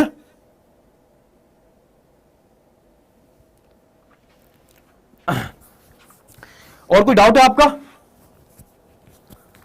चलिए आगे बढ़ते हैं। अभी बहुत बड़ा चैप्टर है बेटा, तो हमें धीरे धीरे पढ़ते रहना है, ठीक है ना। संसाधन नियोजन, संसाधन नियोजन को क्या बोलते हैं हम, रिसोर्स प्लानिंग। अब ये प्लानिंग क्या होती है, प्लानिंग मतलब नियोजन। अब कहोगे सर ये तो लिखा है ऑलरेडी, तो देखो प्लानिंग का मतलब क्या होता है, जैसे मान लो आप एग्जाम में आपको 3-3.5 महीने, 2-2.5 महीने बचे हुए हैं आपके एग्जाम को, ठीक है ना। अब ये मान के चलो 2.5 महीने में जो भी टॉपर बच्चे होंगे और जो जिन्हें अच्छे नंबर लाने होंगे वो क्या करेंगे, पहले से प्लानिंग करेंगे कि मेरे को इतने चैप्टर्स इतने दिन में कंप्लीट करने हैं, मेरे को इतने चैप्टर्स जो है इतने दिन में कंप्लीट करने हैं। ये सब प्लानिंग होती है ना आपकी। भैया जो पढ़ाई लिखाई करते हैं वो तो प्लानिंग के साथ चलते हैं, बिना प्लानिंग के कुछ भी नहीं हो सकता। तो यहां पे क्या है भाई, यहां पे थोड़ा सा कनेक्ट करो संसाधनों की प्लानिंग। अब होता क्या है बेटा, देखो हमारा भारत जो देश है वो बहुत बड़ा देश है, और यहाँ पे जो डिस्ट्रीब्यूशन है, जो बंटवारा है संसाधनों का, वो क्या है भाई, वो एक जैसा नहीं है। अब कहां भैया, कहीं पे टेक्नोलॉजी बहुत ज्यादा है लेकिन वहां पे संसाधन नहीं है, कहीं पे बिल्कुल भी संसाधन नहीं है, टेक्नोलॉजी बहुत ज्यादा है। जैसे मैं बात करूं लद्दाख में क्या भैया, पानी वगैरह सब मिल जाएगा आपको। लद्दाख में तो पानी नहीं है, लद्दाख की बात छोड़ो। यहाँ पे अगर हम बात करूं राजस्थान की, राजस्थान में आपको सौर ऊर्जा मिल जाएगी, ठीक है, पवन ऊर्जा मिल जाएगी आपको, लेकिन वहां पे क्या नहीं है, वहां पे पानी नहीं है। तो बेसिकली है क्या भैया, कहीं बहुत अच्छे संसाधन है तो वहां पे क्या है, वहां पे इंफ्रास्ट्रक्चर नहीं है, वहां पे क्या है, वो टेक्नोलॉजी नहीं है, तकनीक नहीं है। जहां पे तकनीक है वहां पे संसाधन नहीं है। तो हमारे भारत देश में क्या है भैया, अनइवन डिस्ट्रीब्यूशन है, एक जैसा जो है हमने समान रूप से जो है संसाधनों को डिस्ट्रीब्यूट नहीं किया नहीं है हमने। तो यहां पे मतलब क्या भैया, जो प्रॉपर संसाधन जो है ना, संसाधनों को क्या होना चाहिए, प्रॉपर नियोजन होना चाहिए, यानी कि हमें पता होना चाहिए संसाधन कहां है और उन्हें इस्तेमाल कैसे करें हम, ठीक है। तो इसी का मतलब अभी है संसाधन नियोजन। थोड़ा सा पढ़ लेते हैं। संसाधन नियोजन के द्वारा हम संसाधनों का विवेकपूर्ण इस्तेमाल कर सकते हैं, यानी कि बहुत अच्छे से जो है उन्हें हम इस्तेमाल कर सकते हैं, उनका अगर प्रॉपर प्लानिंग करें तो, ठीक है। चलिए तो इसका पढ़ लेते हैं। कई राज्यों के पास प्रचुर मात्रा में खनिज, तो ठीक है, खनिज तो अन्य संसाधनों का अभाव है। झारखंड में खनिजों के प्रचुर भंडार हैं, लेकिन वहां पेयजल और अन्य सुविधाएं नहीं है। समझ में आया ना। देखो झारखंड की अगर मैं बात करूं, यहां पे खनिज बहुत है यहाँ पे, लेकिन यहाँ पे पेयजल नहीं है, पीने का पानी नहीं है। यहाँ पे राजस्थान में भी यही है। तो यहाँ पे मतलब क्या है भाई, अगर मेघालय की मैं बात करूं, मेघालय में जल की कोई कमी नहीं है। मेघालय अगर जाओगे वहां पे बहुत बढ़िया मीठा पानी मिलेगा आपको, लेकिन भैया वहां पे कोई संसाधन नहीं, अन्य संसाधन नहीं है। तो यहाँ पे क्या है, बेसिकली कहीं संसाधन बहुत है, कहीं बहुत कम है, कहीं बिल्कुल भी नहीं है। तो ये सारी चीजें देखने को मिलती है। तो यहाँ पे होता क्या बेटा, तो यहाँ पे होता यह है कि हम क्या करते हैं, हम प्लानिंग करते हैं। और इसमें क्या होता है भैया, इसमें टेक्नोलॉजी, कौशल और संस्थागत, इनका ध्यान दिया जाता है। यानी कि भैया टेक्नोलॉजी होनी चाहिए हमारे पास, किसी भी, मैंने बताया था ना, रिसोर्स को यूज करने के लिए, किसी भी संसाधन को इस्तेमाल करने के लिए हमारे पास क्या होना चाहिए, हमारे पास टेक्नोलॉजी होनी चाहिए, हमारे पास कौशल क्या होता है भैया, स्किल होनी चाहिए आपके पास स्किल होनी चाहिए। मान लो कोई पढ़ा रहा है तो उसके पास क्या है, पढ़ाने की स्किल है, ठीक है। और आपने देखा होगा जो टेलर होता है, टेलर क्या करता है, एकदम जल्दी जल्दी कपड़े सिल देता है। आप सिल पाओगे? क्यों नहीं सिल पाओगे आप? क्योंकि आपके पास स्किल नहीं है, आपके पास वो कौशल नहीं है, ठीक है ना। मैं कपड़े सिल पाऊंगा? नहीं सिल पाऊंगा। अगर मैं टेलर से बोलूं वो पढ़ा देगा, नहीं पढ़ा पाएगा वो, उसके पास वो स्किल नहीं है, ठीक है ना। तो स्किल का मतलब क्या होता है, कौशल का मतलब क्या होता है, स्किल्स हो गई आपकी, आप किस में आप होशियार हो, किस काम में आप होशियार हो, किस काम को आपको बहुत अच्छे से करना आता है। तो यहां पे किसकी जरूरत है भैया, टेक्नोलॉजी की जरूरत है, कौशल की जरूरत है और संस्थागत, यानी कि बहुत सारे बड़े बड़े जो इंस्टीट्यूशंस हैं इनकी जरूरत है। इन्हें ध्यान में रखते हुए हम क्या करते हैं, रिसोर्स प्लानिंग करते हैं, संसाधनों का हम क्या करते हैं, नियोजन करते हैं। और हम तीन बातों का ध्यान रखते हैं, क्या क्या भैया, पूरे देश के विभिन्न प्रदेशों के संसाधनों की पहचान कर उनकी एक सूची बनाते हैं कि भैया हमने पहचान की कहां कहां पे जो है क्या है, कहां कहां पे संसाधन है, उनकी हम पूरी एक सूची बनाएंगे, पूरी लिस्ट बनाएंगे। अच्छा ये यहां पे संसाधन है, ये यहां पे संसाधन है, ये यहां पे संसाधन है, ठीक है। फिर ठीक है, उपयुक्त कौशल, टेक्नोलॉजी और संसाधन ढांचे का सही इस्तेमाल करते हुए नियोजन ढांचा तैयार करते हैं। फिर क्या होता है भैया, हम अपने किसके हिसाब से, कौशल के हिसाब से, तकनीक के हिसाब से और भैया संस्थागत के हिसाब से क्या करते हैं, पूरा एक ढांचा तैयार करते हैं कि ऐसे ऐसे जो चीजें हैं वो ऐसे ऐसे होंगी। फिर क्या होता है भैया, संसाधन नियोजन और विकास नियोजन के बीच सही तालमेल बैठना चाहिए। संसाधन नियोजन मतलब जो रिसोर्स प्लानिंग है और जो डेवलपमेंट प्लानिंग है, इनके बीच में सही तालमेल ही बैठेगा। क्योंकि देखो संसाधनों का मेन मोटिव क्या है, आपका विकास करना, आपका विकास करना। तो भैया इन दोनों का जो तालमेल बैठना है ना, वो बहुत सही होना चाहिए, तालमेल ठीक से बैठना चाहिए इनका, तभी चीजें जो है वो आपको काम देंगी या फायदेमंद होंगी। ठीक है, चलिए बहुत अच्छी बात है, समझ में आ गया इतना, इतना समझ में आया, बहुत अच्छी बात है। आगे बढ़े, आगे बढ़ते हैं बिना किसी देरी के, और आगे बढ़ के बात कर लेते हैं संसाधनों का संरक्षण। संसाधनों का संरक्षण भैया, संसाधनों को हमें क्या भैया क्या करना पड़ेगा, संसाधनों को हमें बचाना पड़ेगा। क्यों बचाना पड़ेगा, क्योंकि इनका अत्यधिक इस्तेमाल हो रहा है। तो इसकी बात कर लेते हैं, चलिए। तो संसाधनों के दोहन से कई सामाजिक और आर्थिक समस्याएं उत्पन्न हुई है। ठीक है, मैंने बताया था आपको कि भैया जो संसाधन है वो क्या है भैया, अमीरों के पास बहुत ज्यादा है, कुछ जो मुट्ठी भर अमीर लोग हैं वो उन संसाधनों पर कंट्रोल करके बैठे हुए हैं, कुछ मुट्ठी भर जो लोग हैं। ठीक है ना, और भैया क्या है, इससे क्या हुआ भैया, आर्थिक असमानताएं आई हैं, गरीब बहुत ज्यादा गरीब है, यानी कि जो लोग हैं बहुत ज्यादा गरीब हो रहे हैं, और जिनके पास इन संसाधनों का कंट्रोल है ये बहुत ज्यादा अमीर है। तो ये सारी चीजें देखने को मिली हैं। अगर मैं बात करूं गांधी जी की, तो गांधी जी का मानना यह था कि भैया हमें आधुनिक टेक्नोलॉजी की शोषात्मक प्रवृत्ति की पूरी दुनिया से संसाधनों की क्षय का मुख्य कारण है। यानी कि उन्होंने बोला कि भैया हम ज्यादातर जो आधुनिक टेक्नोलॉजी का इस्तेमाल कर रहे हैं ना, इसका अत्यधिक इस्तेमाल करना जो है खतरे से खाली नहीं है। इससे क्या होगा, हमारे संसाधन जो है ना वो पूरी तरह से जो है खत्म हो जाएंगे। अगर हम संसाधनों का भैया अंधाधुंध इस्तेमाल करेंगे तो क्या होगा, इससे हमारी जो संसाधन है वो पूरी तरह से जो है खत्म हो जाएंगे। हमारे गांधी जी ने भी बात बोली थी। तो भैया हमें संसाधनों को कैसे इस्तेमाल करना चाहिए, कि हमें इस तरीके से इस्तेमाल करना चाहिए कि इससे हमारे पर्यावरण को खतरा ना हो, समानताएं बनी रहे, सबके पास बराबर हक होना चाहिए संसाधनों का। ठीक है ना, ये सारी जो चीजें हैं वो होनी चाहिए। तो इसके बारे में बात कर लेते हैं। अब बात कर लेते हैं भैया भू संसाधन के बारे में। भू संसाधन मतलब भू की बात हो रही है, भूमि, भू मतलब भूमि यानी कि हमारी जमीन। ठीक है ना, और भूमि क्या भैया, भूमि भी एक संसाधन है भाई। ये जितने भी आप स्कूल सड़कें वगैरह बनी देखते हो, जितने भी पहाड़ नदियां वगैरह किस पे बने हुए हैं, भूमि पे बने हुए हैं। तो आप बोल सकते हो भूमि क्या है, भूमि भी एक संसाधन है। ठीक है, और अगर मैं भूमि की बात करूं तो इसकी एक खास बात यह है कि ये लिमिटेड होती है।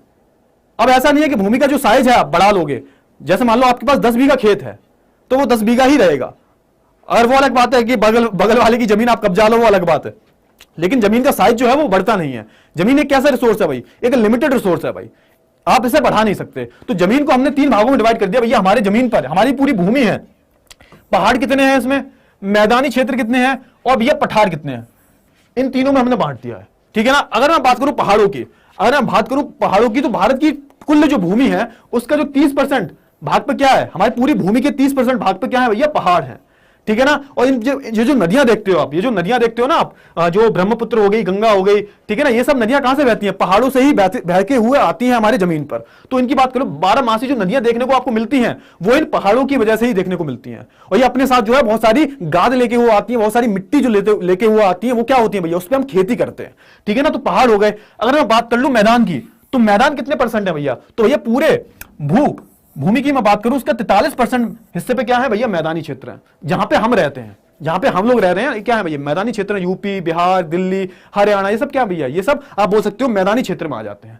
ठीक है, अब हो गया पठार। पठार क्या होता है भैया, पठार होता है बेटा मेज जैसा जो स्ट्रक्चर होता है, जो टेबल जैसा स्ट्रक्चर होता है, ऐसा कुछ स्ट्रक्चर जो होता है, इसे हम क्या बोल देते हैं, पठार बोल देते हैं। तो हमारा दक्कन जो पठार है, यानी कि हमारे भारत का जो दक्षिणी हिस्सा है, ये जो आप पठार देखते हो यहां पे, इसे हम बोलते हैं दक्कन का पठार।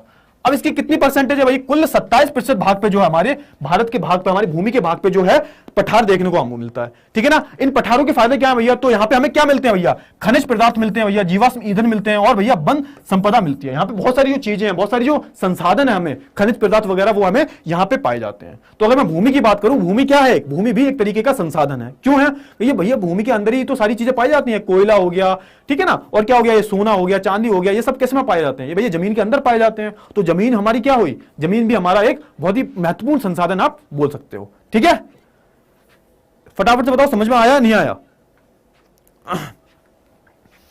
इतना समझ में आ गया ना। चलिए आगे बढ़ते हैं, आगे बात कर लेते हैं। देखो ये क्या है, एक अब मैं आपके लिए एक पूरा बना के लाया हूं, एक फिगर है ये। तो यहां पे देखो 43% भाग में क्या है, प्लेन एरिया है, 27% भाग में क्या है, प्लेट्यू यानी कि हमारे जो पठार हैं वो है, और अगर मैं 30% भाग की बात करूं, यहां पे क्या है भैया, यहां पे भैया माउंटेन्स है। ठीक है, चलिए बहुत अच्छी बात है, आगे बढ़ते हैं। अब बात कर लेते हैं भू उपयोग का। भू उपयोग क्या बात कर लेते हैं, ये भूमि को हमने कैसे कैसे उपयोग किया है, किन किन तरीकों से जो है हमने उन्हें उपयोग किया है, उसकी बात कर लेते हैं। ये बहुत जरूरी है, वेरी महत्वपूर्ण है, वेरी इंपॉर्टेंट लगा लो इसे, बहुत ही महत्वपूर्ण है ये। ठीक है, चलिए तो इसकी बात कर लेते हैं। अभी हमारा थोड़ी देर में जो है चैप्टर खत्म हो जाएगा। अगर मैं भू उपयोग की बात करूं तो यहां पे हमने देखा है, हमने वनों के रूप में यूज किया है। यानी कि अगर मैं भूमि की बात करूं, यहां पे क्या है भाई, यहां पे बहुत से जो हिस्से हैं उसमें क्या है भाई, वन है। वन मतलब जंगल, भूमि की बात करूं। और भैया कुछ भूमि ऐसी है जहां पे क्या है, कृषि के लिए अनुपलब्ध भूमि। कुछ भूमि ऐसी है जहां पे क्या होता है, जहां पे कृषि नहीं होती, यहां पे यानी कि जहां पे खेती नहीं होती। किसकी बात कर लेते हैं भैया, बंजर और कृषि अयोग्य जमीन। जो बंजर जमीन होती है, जहां पे कृषि नहीं हो सकती, वो क्या होता है भैया, वो ऐसी जमीन होती है जहां पे हम कृषि नहीं कर सकते। बेसिकली मैं बता क्या रहा हूं भाई, भू उपयोग के बारे में बता रहा हूं। यहां पे हम भूमि को कैसे कैसे हमने यहां पे डिवाइड कर लिया है। तो एक जमीन क्या होगी, एक तो भैया एक जमीन पे तो वन है, वन यानी कि जंगल है बहुत ज्यादा। अगर मैं दूसरे की बात करूं तो यहां पे कृषि के लिए अनुपलब्ध भूमि, यानी कि ऐसी भूमि जहां पे हम कृषि नहीं करते हैं। क्यों नहीं करते हैं, तो वहां पे क्या भैया, बंजर हो गया, वो जमीन जो है वो बंजर हो गई है, या फिर वो कृषि करने के लिए अयोग्य है, मिट्टी ऐसी नहीं है वहां पे। और आप बोल सकते हो गैर कृषि प्रयोगों के लिए भूमि। दूसरी भूमि कैसे होगी भैया, गैर कृषि प्रयोगों के लिए भूमि। अब भैया मकान बना लोगे आप, आपने जमीन पर मकान बना लिया, खेती कैसे करोगे, कृषि करोगे उस पर, नहीं करोगे।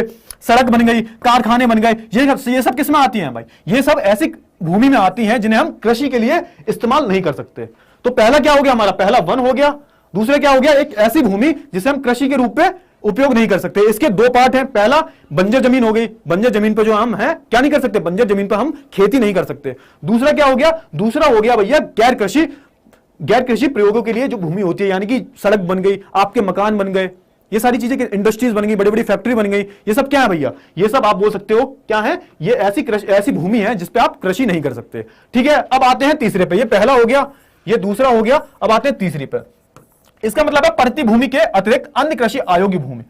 अब इसका मतलब क्या है भैया, देखो पहला इसमें आता है स्थायी चराहे तथा अन्य गोचर भूमि। इसमें क्या आ जाते हैं भैया, जो भूमि जिसपे हम खेती नहीं कर रहे हैं। फॉर एग्जाम्पल जो आप बोल सकते हो जो चरहाए होते हैं, यानी कि जो चरवाहे होते हैं अपने जानवरों को लेके जाते हैं, जहां पे जो जानवर लोग चराई करते हैं, ऐसी भूमि पे खेती होती है, नहीं होती। तो इसमें पहला ये हो गया। ठीक है, विविध वृक्ष फसलों तथा उपवनों अधीन भूमि जो शुद्ध बोए गए क्षेत्र में शामिल नहीं है। अब इसका मतलब क्या है, इसका मतलब यह है कि भैया कुछ आपने देखा होगा, आपने बहुत बड़ी बड़ी जो जमीन है वो खाली देखी होंगी। जैसे मैं अपने गांव की बात करूं तो मेरे गांव में जो घर बना है उसके जस्ट पास में ही, ठीक है ना, जस्ट पास में मान लो ये घर बना है मेरा गांव में, ठीक है, इसके पास में क्या है, इतना बड़ा मैदान है, इतना बड़ा मैदान है, ठीक है ना। इसमें क्या है, बाबा ने 4 भैंसे बांध रखी हैं, 4 भैंसे, और यहाँ पे 2 पेड़ लगे हुए हैं, 2 पेड़ लगे हुए हैं, ठीक है ना। यहाँ पे एक गाड़ी पार्क होती है, हमारी जो गाड़ी है ना वो पार्क होती है यहाँ पे। अब सोच के देखो भैया, ये जो जमीन है इसे हम कृषि के लिए इस्तेमाल कर रहे हैं, नहीं कर रहे, लेकिन भूमि तो है ना। तो इसमें कौन सी भूमि आ रही है भाई, स्थायी चराहों वाली, यानी कि जहां पे चराते हैं अपने जानवरों को। और दूसरी कौन सी आ गई, दूसरी इस टाइप की जमीन है, यानी कि ये किसमें नहीं आती है भैया, ये शुद्ध बोए क्षेत्र में नहीं आती। शुद्ध बोए क्षेत्र क्या होता है मैं अभी बताता हूं। ये जो जमीन है वो कृषि में नहीं आती, इतना समझो अभी के लिए। और भैया कृषि योग्य बंजर भूमि, जहां 5 से अधिक वर्षों से खेती नहीं की है। अब ये एक ऐसी भूमि, कृषि योग्य भूमि है, वो कृषि योग्य भूमि है, लेकिन आपने क्या किया, आपने 5 वर्ष हो चुके हैं, आपको 5 वर्ष से ज्यादा हो चुके हैं जहां पे आपने खेती नहीं की है। यहां पे मैं बताता हूं, एक उदाहरण देता हूं आपको। मान लो एक बहुत बड़ा खेत था, ठीक है, बहुत बड़ा खेत था। अब क्या हुआ भैया, यहां से हाईवे निकल गया। जब हाईवे निकलता है ना मौज हो जाती है बहुत ज्यादा, जब हाईवे निकल जाता है ना तो बहुत ज्यादा मौज हो जाती है। तो यहां से हाईवे निकल गया, हाईवे निकला तो भैया यहाँ पे क्या हुआ, यहाँ पे जमीन के रेट हैं बढ़े जाते हैं। आपने देखा होगा जब हाईवे वगैरह निकल जाता है तो जमीन के जो रेट हैं वो बढ़ जाते हैं। तो जब यहाँ पे हाईवे निकल गया तो आपकी यहाँ पे जमीन थी, तो दूसरे लोगों ने क्या किया, दूसरे लोगों ने यहाँ पे अपने घर बनवा लिए। लेकिन भैया आपने क्या बोला, आपका यहाँ पे सब हर जगह घर बन गए हैं, हर जगह यहाँ पे जो है घर बन चुके हैं, लेकिन आपकी जो जमीन है खाली पड़ी हुई है। अब पहले आप इस पे खेती करते थे, अब क्या हुआ, आप अपने खेती करनी बंद कर दी। क्यों, क्योंकि आप वेट कर रहे हो कि जब इसके अच्छे दाम हो जाएंगे तो आप बेच दोगे इसे। तो ऐसी जमीन किसमें आएगी, ऐसी जमीन इसमें ही आएगी, यानी कि कृषि योग्य जो बंजर जमीन थी, ठीक है ना, जहां पे आपने 5 साल से अधिक खेती नहीं की है, उसे हम किसमें डालेंगे, उसे हम इसी में डाल देंगे, परिति भूमि में डाल देंगे, ठीक है ना। इसे हम किसमें डाल देंगे, परिति भूमि में डालेंगे, जहां पे आप खेती नहीं कर रहे हो। अब आते हैं किस पे भैया, अब आते हैं परिति भूमि पे। प्रतिभूमि। प्रतिभूमि क्या होती है भैया? जहां पे आप खेती नहीं कर रहे हो, जिस भूमि पे जो है आप खेती नहीं कर रहे हो। इसमें दो तरीके के होते हैं भैया, एक होती है वर्तमान प्रति और एक होता है भैया पुरातन प्रति। वर्तमान प्रति की बात करूं तो जिस जमीन पर आपने कम से कम एक साल में कोई भी आपने खेती नहीं किया, एक साल में जो है आपने कोई भी खेती नहीं किया, उसे हम क्या बोलेंगे? उसे हम प्रति भूमि बोलेंगे, उसे हम वर्तमान प्रति बोलेंगे। अगर मैं बात करूं पुरातन प्रति की, तो जहां पे आपने 1 से 5 साल के अंदर, ठीक है ना, 1 से 5 साल के अंदर कोई भी आपने खेती नहीं किया है, तो उसे हम क्या बोलेंगे? उसे हम पुरातन प्रति बोलेंगे। ये जमीन का भैया हमने बंटवारा कर दिया, ठीक है? इतना समझ में आ गया? फटाफट से बताओ। और ये लाइक वाइक बहुत कम दिख रहे हैं, लाइक कर दो यार जल्दी से, 400 पहुंचा दो, 377 हो गए, 400 लाइक पहुंचा दो फटाफट से, बिना किसी देरी के। अब बात कर लेते हैं शुद्ध बोया गया क्षेत्र। शुद्ध बोया गया क्षेत्र क्या होता है? इसका इंग्लिश में बोलते हैं नेट शोन एरिया। अब मैं आपको एक उदाहरण देता हूं, ध्यान से सुनना। अब मैं आपको एक उदाहरण देता हूं, ये ध्यान से सुन लेना, थोड़ा सा आपको समझ में आ जाएगा। इरेज ऑल का तो ऑप्शन नहीं आ रहा, ठीक है चलिए। अब मान लो एक कोई खेत है, मान लो ये इधर कैसे आ गया भाई, चलिए कोई बात नहीं। मान लो एक कोई खेत है, ठीक है, इसके दो पार्ट हैं, पार्ट 1 है, पार्ट 2 है, ठीक है। अब यहां पे क्या हुआ भैया, यहां पे आपने क्या किया, आपने एक साल में यहां पे क्या किया, तो यहां पे क्या है, आप भाई पानी आपके पास लिमिटेड है, मान के चलो आपके पास पानी लिमिटेड है, तो आप सिर्फ इसी पे खेती कर सकते हो, इसी पे जो है खेती कर सकते हो। लेकिन हुआ क्या भैया, हुआ ये वर्षा बहुत अच्छी हो गई, तो इन दोनों पे जो है आपने खेती कर ली एक साल में, ठीक है। एक साल में आपने इन दोनों पे खेती की, एक पे और खेत नंबर 2 पे, दोनों पे खेती की आपने। 2 नंबर वाले खेत पे की, एक नंबर वाले खेत पे आपने खेती की, दोनों पे आपने खेती की एक साल के अंदर। क्योंकि भैया 2 वाले नंबर जो खेत है, यहां पे आप पानी की व्यवस्था कर सकते हो अगर बारिश ना आए तो भी, लेकिन पहला वाला जो है वो वर्षा पे डिपेंडेंट है, यानी कि अगर वर्षा हो जाएगी तो आप खेती कर लोगे, नहीं तो नहीं होगी। तो यहां पे पहले आपने क्या किया, पहली साल में, ठीक है, क्या किया आपने, पहली साल में आपने दोनों में खेती की। अब क्या हुआ भैया, अब भैया यहां पे हुआ ये कि दूसरी वाले में तो आपने क्या किया, दूसरी वाले में आपने फिर से खेती कर दी, फिर से एक जो फसल है वो उगा दी, ठीक है, इतना समझ में आया। लेकिन पहले वाले में तो आप उगा नहीं सकते, क्यों, क्योंकि भैया वर्षा की कमी है, वहां पे आप वहां पे नहीं उगा सकते। लेकिन आपने यहां पे एक साल में सिर्फ एक बार ही खेती की है, और यहां पे क्या किया आपने, टोटल कितनी बार खेती की आपने, तो आप बोल सकते हो आपने पहले वाला और दूसरे वाला, तो एक साल में आपने सिर्फ पहले वाले में एक बार खेती की और दूसरे वाले में आपने 2 बार खेती की है आपने। तो अगर मैं बात करूं शुद्ध बोया गया क्षेत्र, तो शुद्ध बोया गया क्षेत्र क्या है भाई, तो आपने पहले वाली जो खेती की है भैया, पहली वाली जो खेती की है आपने, ठीक है ना, इसे हम क्या बोलेंगे, इसे हम क्या बोलेंगे, इसे हम शुद्ध बोया वाला क्षेत्र बोलेंगे, जहां पे आपने एक साल में एक बार खेती की है, सिर्फ एक बारी। तो एक साल में एक बार खेती तो आपने दोनों में की है, ठीक है ना। एक और कॉन्सेप्ट होता है भैया शकल बोया गया खेत, बोया गया खेत, इसे हम बोलते हैं ग्रॉस शोन एरिया। इसमें क्या आता है भैया, इसमें आपने जो टोटल खेती की है, यानी कि पहले वाले खेत में आपने एक बारी और दूसरे वाले खेत में 2 बारी, इस टोटल को हम क्या बोलेंगे, इस टोटल को हम बोलेंगे सकल बोया गया क्षेत्र। 2 कॉन्सेप्ट होते हैं, एक होता है भैया शुद्ध बोया गया क्षेत्र, यहां पे आप मतलब एक बार ही खेती कर रहे हो एक साल में, तो आ जाएगा नेट शोन एरिया। या फिर भैया अगर ग्रॉस की बात करूं तो इन दोनों का जो सम है, यानी कि टोटल आपने कितनी बार किया उस पर, तो वो क्या है भैया, टोटल आपने 3 बारी किया, एक बारी इस पे 2 बारी इस पे, तो उसे हम क्या बोलेंगे, उसे हम सकल बोया गया क्षेत्र बोलेंगे। समझ में आ गया, फटाफट से बोलो। चलिए, तो ये थोड़ा सा पेचीदा था लेकिन बहुत ही महत्वपूर्ण है, एग्जाम पॉइंट ऑफ व्यू से 5 नंबर का लॉन्ग क्वेश्चन आ जाता है इससे। आगे बढ़ते हैं बिना किसी देरी के और बात कर लेते हैं।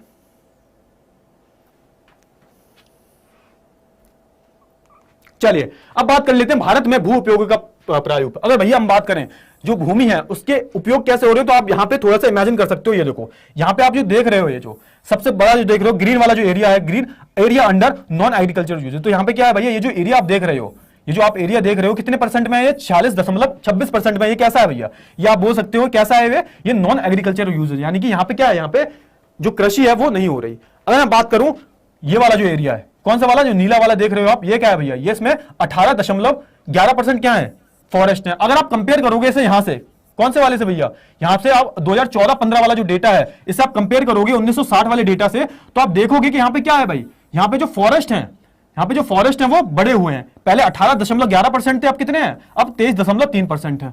अब मैं वही बात करूं कौन से वाले एरिया की, area under non agriculture uses, तो इसमें पहले 46.26% था, अब कितना है, अब 45.5% है, यानी कि वो ज्यादा डिफरेंस नहीं आया है।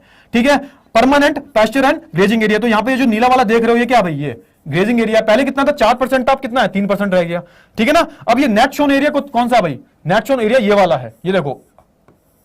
ठीक है, नेट शोन एरिया कौन सा वाला 8.7% वाला, पहले कितना था 4.75 था। ठीक है ना। चलिए आई होप आपको इतना जो क्लियर हो गया होगा, इतना जो पूरा कॉन्सेप्ट है वो आपको बहुत अच्छे से जो है क्लियर हो गया होगा। ठीक है, तो आगे बढ़ते हैं भैया।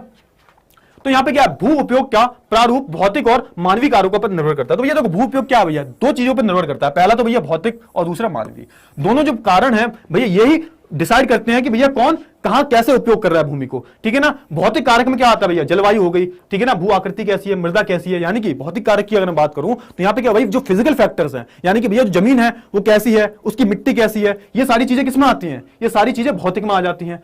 और मैं बात करूं मानवीय की, तो यहां पे क्या हो गया, मानवीय कारकों की मैं बात करूं तो यहां पे क्या हो गया भैया, जनसंख्या, जो तकनीक है, जो कौशल है, ठीक है, और जो जनसंख्या घनत्व है, जो परंपरा है, संस्कृत है, ये किसमें आ जाती है, ये भैया आप बोल सकते हो मानवीय कारकों में आ जाती है। ठीक है, तो इतना आपको आई होप समझ में आ गया होगा। दो कारक होते हैं भैया भूमि के, भूमि संसाधन को कैसे हम इस्तेमाल कर रहे हैं। पहला क्या, पहले हम ये देखते हैं कि उसकी जो भौतिक जो लक्षण है, यानी कि जो फिजिकल फैक्टर्स हैं वो क्या है। उसमें हम क्या देखते हैं भैया, उसमें हम मृदा का प्रकार देख लेते हैं भैया। भूमि जो है इसमें क्या होता है, इसमें मिट्टी होती है, मिट्टी के भी अलग अलग प्रकार होते हैं, तो ये सारी चीजें हो गई। जलवायु हो गई, वहां की जलवायु कैसी है। ठीक है ना। अगर मैं मानव की बात करूं, मानवीय कारक की बात करूं, तो यहां पे जनसंख्या आ गई, तकनीक आ गई, कौशल आ गया, ये सारी जो चीजें हैं वो आ जाती हैं। ठीक है, फटाफट से बताओ बेटा ठीक है या नहीं है। ठीक, हाँ आगे बढ़ते हैं। चलिए आगे बढ़ते हैं और जान लेते हैं भैया भूमि अवकरण और संरक्षण के उपाय। अब यहां पे किसकी बात हो रही है भैया, यहां पे हो रही है किसकी भाई, सॉइल डिग्रेडेशन की बात हो रही है, यहां पे लैंड डिग्रेडेशन की बात हो रही है। लैंड डिग्रेडेशन होता क्या है, लैंड डिग्रेडेशन क्या होता है, इसे हम हिंदी में बोलते हैं भूमि अविक्रमण। ठीक है, ऐसे क्या बोलते हैं हिंदी में, हम भूमि अविकरण बोलते हैं। अब होता क्या भैया, जैसे मैंने बताया कि भैया जो इंसान है वो क्या है भैया, इंसान तो हैवानों से कम नहीं है। अब इंसान को जब संसाधन मिले तो इंसानों ने ऐसे क्या करना शुरू कर दिया, इसे लूटना शुरू कर दिया। इंसानों ने ऐसे लूटना शुरू कर दिया तो इससे क्या हुआ भैया, वनों की कटाई शुरू कर दी इंसानों ने। ठीक है, फिर क्या हुआ भैया, अतिचारण शुरू कर दिया, खनन शुरू कर दिया, उत्खनन शुरू कर दिया। अब उत्खनन क्या होता है, खनन क्या होता है भैया, जब खुदाई होती है ना, खुदाई होती है, माइंस में खुदाई होती है भाई, माइंस की जाती है। माइंस में क्या होता है भैया, खुदाई होती है, अंदर से क्या निकाले जाते हैं, खनिज पदार्थ निकाले जाते हैं। अब इससे हुआ क्या भाई, इससे हमारे पर्यावरण पर बहुत गंदा असर पड़ा है भाई, सबसे बुरा असर पड़ा है हमारी भूमि पर। इससे क्या हुआ भाई, भूमि की जो उपजाऊपन है, हमारा भूमि का जो उपजाऊपन था, इसमें क्या हुआ भैया, ये बहुत कम हो गई। किसकी वजह से भैया, अब मान लो वनों की आप कटाई करोगे, वनों की आप कटाई करोगे तो इससे क्या होगा, भूमि का जो उपजाऊपन है वो कम होगा। कैसे कम होगा, भूमि की जो वैल्यू है वो कम होगी। कैसे, अब मान लो पेड़ लगे होते हैं, पेड़ के अंदर जड़ होती है, जड़ क्या रखती है भाई, जड़ जमीन को बांध के रखती है। अब जब आप पेड़ उखाड़ दोगे तो क्या होगा, वो भाई मिट्टी जो है कमजोर हो जाएगी, ढीली हो जाएगी, तो उस पर क्या होगा, वो अपनी वैल्यू जो खो देगी। अब भैया जब क्या होता है, देखो जब खनन और उत्खनन होता है तो क्या होता है भैया, आप गड्ढे कर देते हो, बड़े बड़े जो गड्ढे हैं वो कर देते हो, आप बड़े बड़े गड्ढे कर देते हो। इससे क्या होता है भैया, अंदर क्या हो जाता है, अंदर जो है हमारी जो मिट्टी है वो कमजोर हो जाती है, वो किसी काम की नहीं रहती। तो ये सब किया किसने भैया, इंसानों ने किया है। और भैया इसके क्या भैया, अब देखो अब प्रॉब्लम है, अब प्रॉब्लम का सॉल्यूशन होना चाहिए। देखो प्रॉब्लम मैंने बता दी, सॉल्यूशन क्या है भैया, सॉल्यूशन ये रहा। ठीक है ना, मैंने क्या बताया पहले भैया मैंने बताया भूमि अवकरण के बारे में, ये हमारी प्रॉब्लम है। हमने क्या किया भैया, हमने बहुत ज्यादा पेड़ काट दिए, बहुत ज्यादा खनन कर दिया, बहुत ज्यादा उत्खनन कर दिया, हर चीज हमने कर दी। अब क्या हुआ, अब सॉल्यूशन क्या है भैया, अब भाई भूमि की जो वैल्यू है, भूमि की जो मिट्टी की जो वैल्यू है वो तो कम हो चुकी है ना। अब इसका सॉल्यूशन क्या है, तो भैया सॉल्यूशन देखते हैं। अब वनारोपण, यानी कि भैया पेड़ लगाओ। अब भाई पेड़ जितने काटे हैं तुमने, पेड़ लगाना शुरू कर दो, सही हो जाएगा। ठीक है, फिर चारागाहों का समुचित प्रबंधक। अब ये बहुत ज्यादा जो चरवाई जो होती है, जब यहाँ पे बहुत ज्यादा पशु चरते हैं तो इससे क्या होता है, इससे भी बहुत दिक्कत होती है। अब वो घास खाते हैं, अब ऐसा तो है नहीं कोई चम्मच से घास खा रहे हैं, अब ये वो खाते हैं तो उससे जड़ जो होती है, जड़ उखड़ आती है उससे क्या होता है भैया, मिट्टी जो है अपनी पकड़ बनाने छोड़ देती है। इससे क्या होता है भैया, इसकी जो उपजाऊपन है मिट्टी की वो कम हो जाती है। ठीक है ना, मिट्टी का जो उपजाऊपन है वो कम हो जाता है। तो भैया चरवाहे जो है उन पे प्रबंध लगाए, ठीक है, उनका पूरा जो किया जाए, क्या किया जाए कि उन्हें इतने से इतने एरिया में जो है चरवाही करनी है। ऐसा नहीं है कहीं भी लेके चले जाएंगे अपने पशुओं को। और क्या करना है, कांटेदार सीढ़ियों, झाला रेतीली टीलों पर स्थित बनाना, बंजर भूमि का उचित प्रबंध करना, बंजर जो भूमि है उसका उचित प्रबंध कर दो। और क्या हुआ है, सिंचाई का समुचित प्रबंध, जो सिंचाई है भैया इसका भी समुचित प्रबंध करना चाहिए। जब हम बहुत ज्यादा सिंचाई करते हैं तो क्या होता है भैया, पानी जो होता है भैया, पानी भी अपने साथ जो है मिट्टी को भागे ले जाता है। तो ज्यादा हम सिंचाई करते हैं उससे क्या होता है, उससे भी ये जो प्रॉब्लम है वो होती है। और क्या होता है भैया, सड़कों के किनारे पर वृक्षारोपण। एक सबसे अच्छा तरीका क्या है भैया, आपने देखा होगा जब आप जाते हो अपने नानी के घर पे तो रास्ते में बहुत सारे क्या पड़ते हैं भैया, पेड़ दिखते होंगे आपके बगल में। ठीक है ना, उस पर भैया सरकारी निशान भी होता है, एक आपने देखा होगा शायद, तो सरकार लगवाती है। क्यों लगवाती है, ताकि हमारी जो भूमि है ना, ताकि हमारी जो भूमि है वो बची रहे, अच्छे से बची रहे। तो ये हो गया। और क्या हो गया? वनोन्मूलन की रोकथाम, यानी कि जो वनों की कटाई हो रही है उस पर पूरे के पूरे क्या लगे? रोकथाम लगे। ठीक है ना, वनों की कटाई करने पे क्या लगे? पूरे के पूरे प्रतिबंध लगे। तो ये जो सारी चीजें हैं वो सारी चीजें होनी चाहिए। ठीक है, चलिए बहुत अच्छी बात है, आगे बढ़ जाते हैं बिना किसी देरी के। अब बात कर लेते हैं मृदा संसाधन के बारे में। किसके बारे में बात कर लेते हैं? मृदा संसाधन, यानी कि जो सॉइल रिसोर्सेज हैं इनके बारे में बात कर लेते हैं। सॉइल, हमारी जो जमीन है। देखो अब आप बोलोगे सर भूमि, आप बोलोगे भूमि और सॉइल में क्या अंतर है? सॉइल यानी कि जो हमारी मिट्टी है, मृदा, जो हमारी मृदा जो है हमारी, इसमें क्या अंतर है? भूमि क्या है? देखो भूमि क्या है? भूमि जब आप देखते हो ना, इस पे सब आ जाता है, पहाड़ आ गए, नदियां आ गई, ठीक है ना, ये सब किसका पार्ट है भाई? पठार आ गया इस पे, ये सब भूमि का पार्ट है। अगर जब मैं मिट्टी की बात करूं, मिट्टी की वही मैं बात करूं, तो ऊपर की जो परत देखते हो ना आप मिट्टी, उसे हम बोलते हैं क्या? उसे हम भूमि बोलते हैं, उसे हम मृदा बोलते हैं। जो जैसे भैया जो प्लेन एरिया होते हैं आपकी, उसकी जो ऊपर की परत होती है जिसपे आप खेती करते हो, कृषि करते हो, उसे हम क्या बोलते हैं? उसे हम, आप बोल सकते हो, उसे हम मृदा बोलते हैं। यह अंतर होता है। भूमि में क्या है? भूमि में सब कुछ आ जाता है। भूमि क्या है? एक ब्रॉड कॉन्सेप्ट है और इसका ही पार्ट है सॉइल। आप बोल सकते हो जो मिट्टी है वो इसी का पार्ट है। ठीक है, चलिए अब बात कर लेते हैं भूमि के बारे में। तो मृदा एक महत्वपूर्ण प्राकृतिक संसाधन है। भैया देखो मृदा भी क्या है? अब मृदा की मैं बात करूं, ये भी एक क्या है? महत्वपूर्ण प्राकृतिक संसाधन है भाई। बिना मिट्टी के आप खेती कर लोगे, खाओगे क्या? भूखे नहीं मर जाओगे? एक बात बताओ, वो जो आलू खाते हो आप डेली, सुबह सुबह आलू के पराठे, तले हुए आलू, है ना, ये खाते हो, तो भैया जब मिट्टी ही नहीं बचेगी तो कैसे खाओगे? ये बताओ पहले। तो भूमि क्या है भैया? भूमि एक महत्वपूर्ण संसाधन है। मिट्टी में ही खेती होती है और मिट्टी कई जीवों का प्राकृतिक आवास भी होती है। भैया मिट्टी में क्या होता है? भैया मिट्टी में कई जो जीव होते हैं वो रहते हैं। ठीक है, मिट्टी में क्या होता है? कई सारे जो जीव हैं वो रहते हैं। तो ये क्या भाई? मिट्टी एक क्या है? बहुत ही महत्वपूर्ण संसाधन है। और भैया मिट्टी किस पर डिपेंड करती है? जो मिट्टी की बात करूं, मिट्टी की जो क्वालिटी है किस पर डिपेंड करती है भाई? बहुत सारी चीजें, जैसे तापमान हो गया वहां का, पानी का बहाव हो गया, पवन, भौतिक और रासायनिक परिवर्तन हो गए। ये सारी जो चीजें हैं वो डिपेंड करती है किस पे भाई? एक मिट्टी पे। और इसी के बेसिस पे क्या हुआ? इसी के बेसिस पे जो है हमने अलग अलग इनकी विशेषताओं के अकॉर्डिंग, मिट्टी की विशेषताओं के अकॉर्डिंग जो है हमने अलग अलग भागों में है इन्हें बांट दिया है। ठीक है ना, इन सब के बारे में जो है हम डिटेल में बात करने वाले हैं। क्या है? जलोढ़ मृदा, ठीक है, जलोढ़ मृदा, काली मृदा, लाल और पीली मृदा, लैटराइट मृदा, मरुस्थलीय मृदा और भैया वन मृदा। इन सबको जो है हम डिटेल में कवर करने वाले हैं।